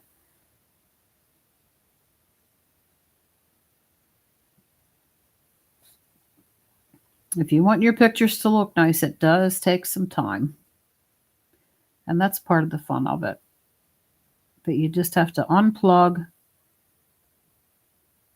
from everything else for a while.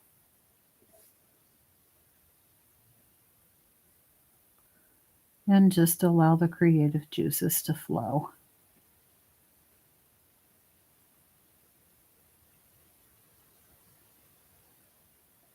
All right. Now we have all the gills outlined.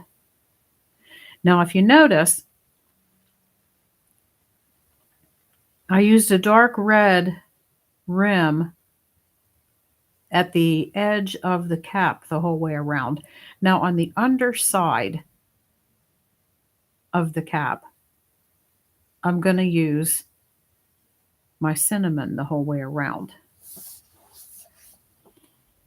which will give it some texture. It should make it appear that it's curling under a little bit.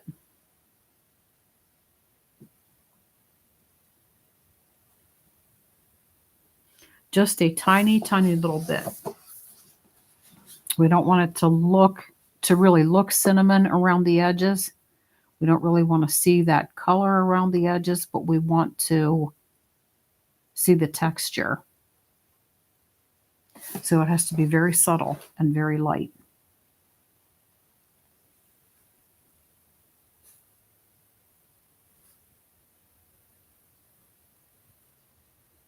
Just a very light layer, and kind of mix it in with the madder red a little bit that I used on the cap.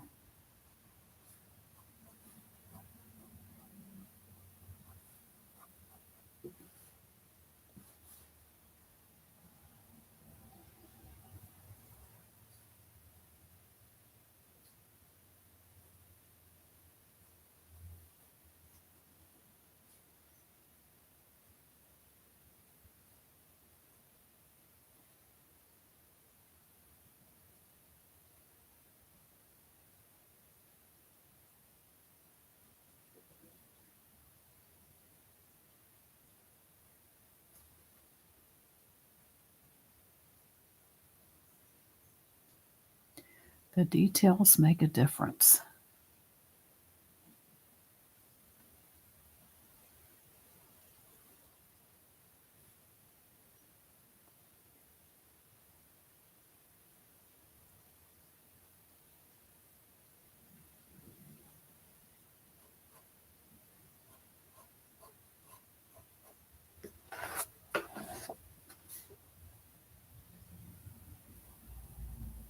It has been so cold in Pennsylvania these last few days. And it is January, so it is what it is. But man, I am looking forward to spring. I am not a cold weather person. And that wind is whipping out there, and I'm thinking, wow, am I glad I don't have to go out in that. Okay, now do you see how that added a little something around the edge of the mushroom, around the edge of the cap there? Lift it up and let you get a little bit closer look. Yeah. Now, what to do about the underside? What color? That light cinnamon doesn't quite do it for me.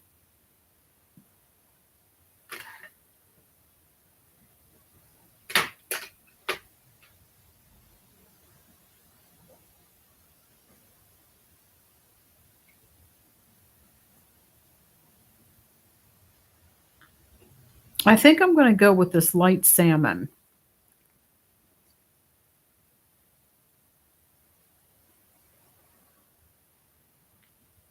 I think that's what I'm going to do. Let's try it. And if it doesn't work, we can blend something else in.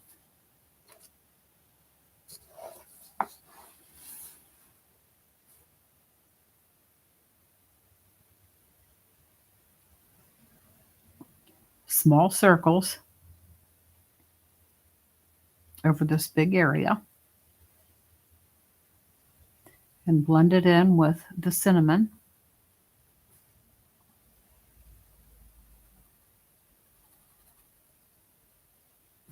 Now, instead of putting one layer down the whole way around and then going back and putting another layer down the whole way around, what I'm going to do, since this is such a large area, is I'm going to work in one little space at a time. And I'm going to have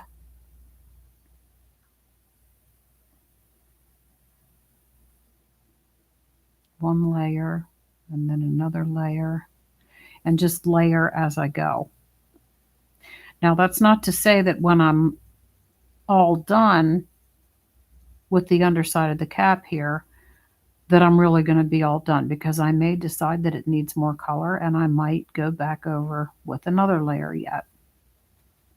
But for now, I'm going to work in a little area by little area here and put my layers down as I go.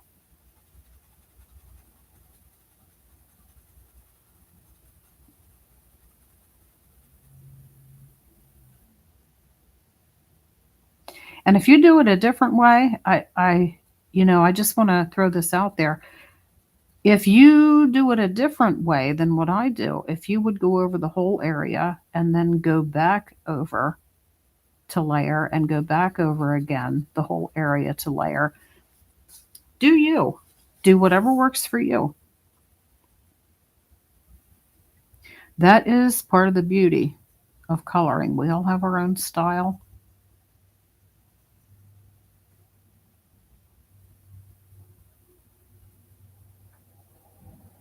And what works for one person might not work for somebody else. So you do what you are comfortable doing. But for me, this is how I'm going to do it.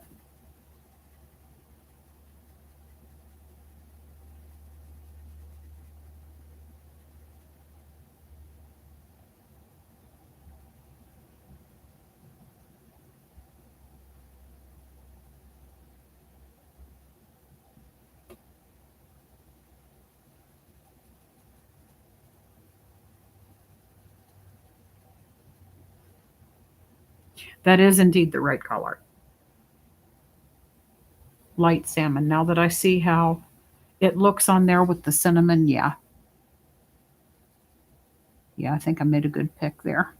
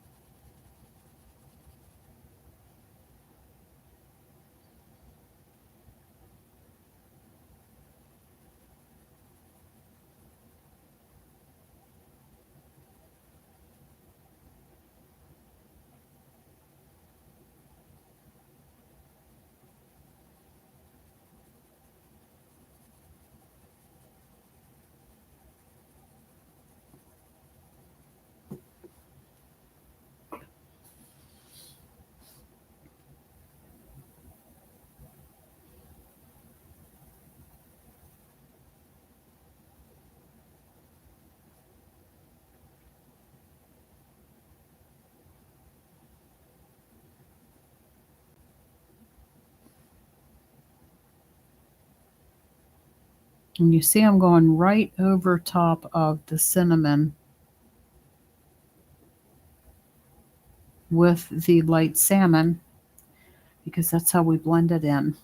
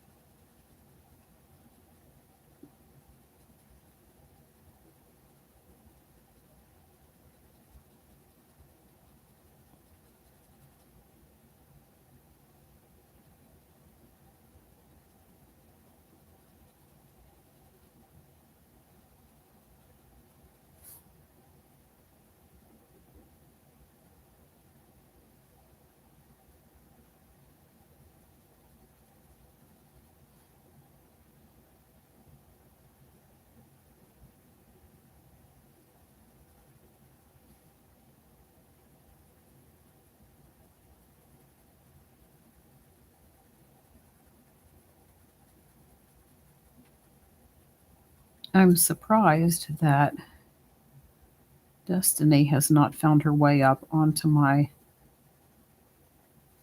coloring table while I'm live, because she often does so when I'm not on the camera. So maybe she just doesn't like the camera. Maybe she's camera shy.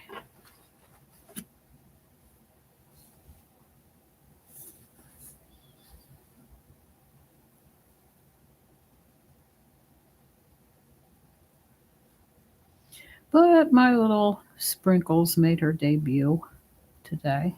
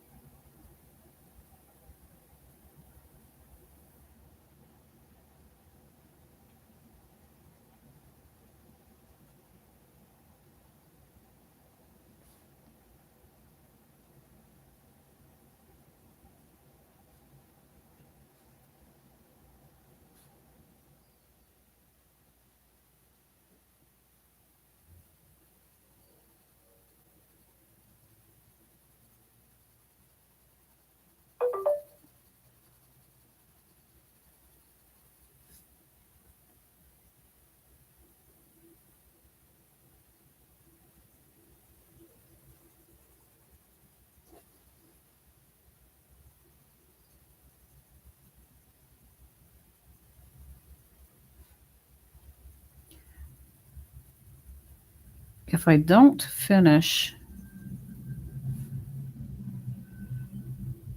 the underside of this cap by the time my stream is over today, which is in about 15 minutes here, I may just continue and finish the underside of this cap off camera.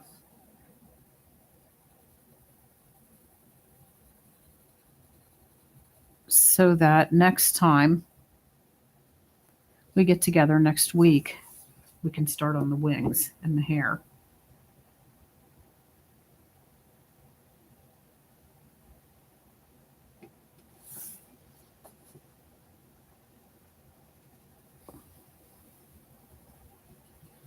I know some of you might be starting to get a little bit bored with this picture.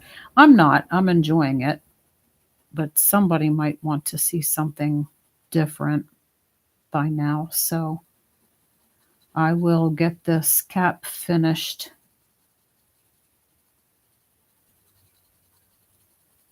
today, one way or the other, whether it's on camera or off.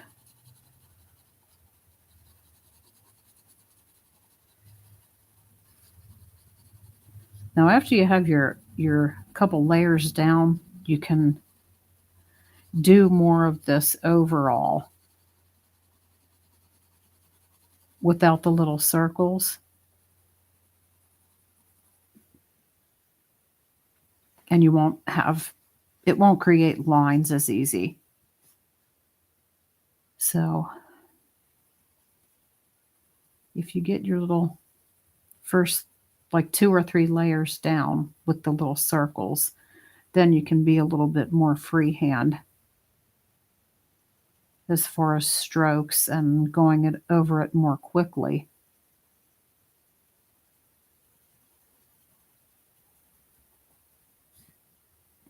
But for your first couple layers, at least, you want to have the little circles and do small areas at a time and do the light layers and all the stuff. And then after you have your good solid base down, then you can do more of this. You know, you get what I'm saying.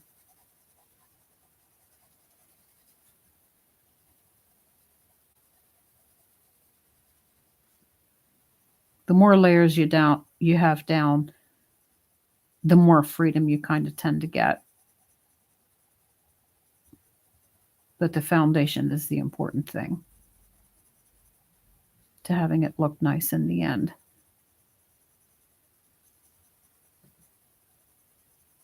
I just really like these Woma pencils. They blend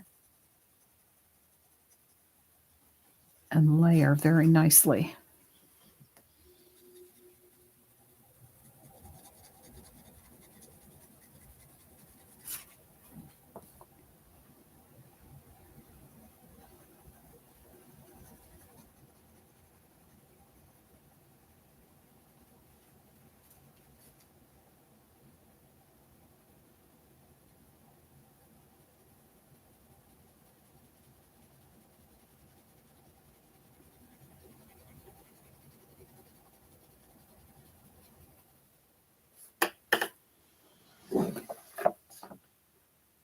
That is looking very nice.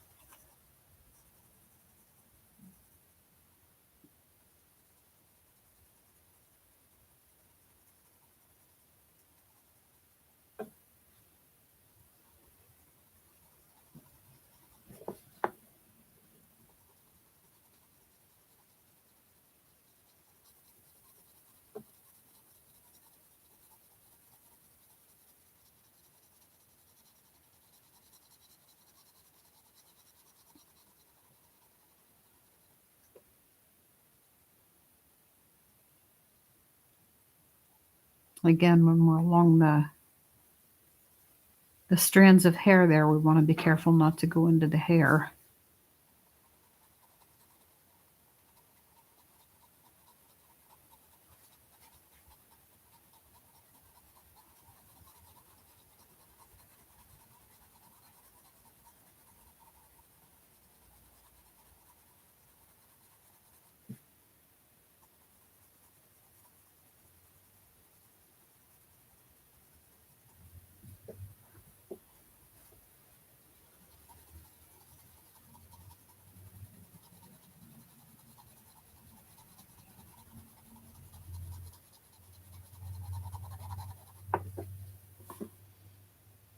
Quite a relaxing way to spend a morning.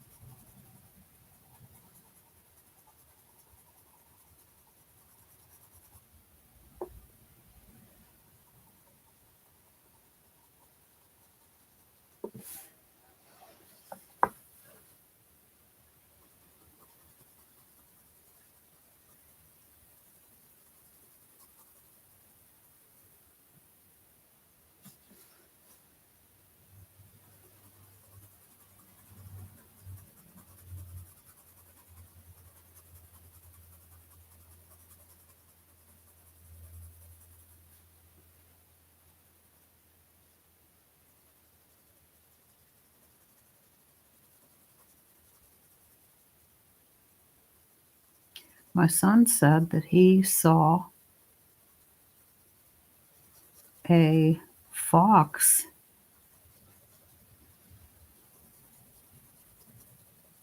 in our yard early a few days ago. Very, very early when it was still dark out, he saw a fox.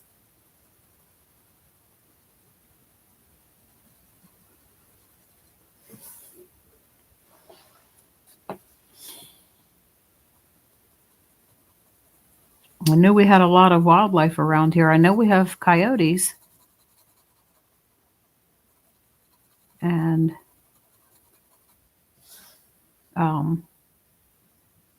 great horned owls, and hawks, raccoons, skunks, groundhogs, snakes. But this is the first I've heard of a fox on our property. And when I first moved in here, I was playing with the idea of having some chickens.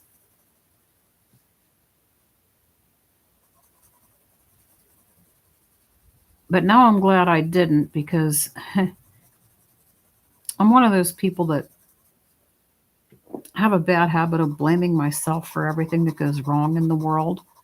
So if I would have had chickens caged up in my yard and a fox would have gotten in there to the chickens, I would carry that guilt for a while. I would feel like that was my fault.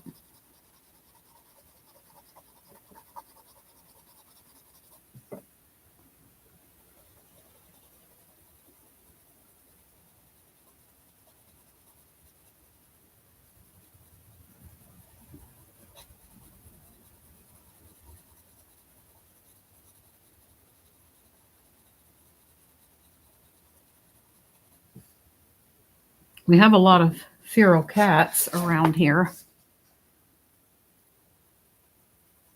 and I do what I can to help them. I'd love to bring them inside and give them a nice warm home, but they won't let me. They're too wild.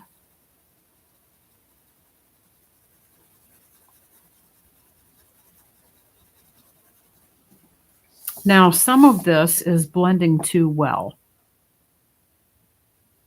So what I'm going to have to do is, after I go off camera here in a couple minutes, I'm going to have to get my cinnamon back out and outline some of those gills again, because I don't like that. They have to stand out a little bit more than that. But these, for that reason, I love these pencils, these Wimmer pencils, because they just blend so well. So that's what I'll be doing. Just so you know, when I'm off camera here in a couple minutes, I will be back on the cinnamon again and trying to get this looking exactly the way I want it to look, so that we can next week start on the wings and the hair. Then probably the following week finish this up.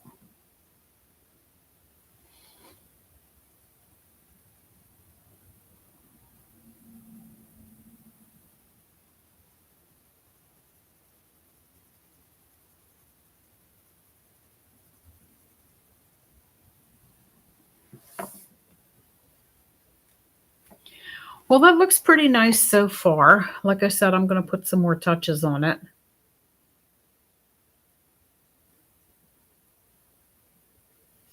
And then here's the rest of the picture that we've done so far.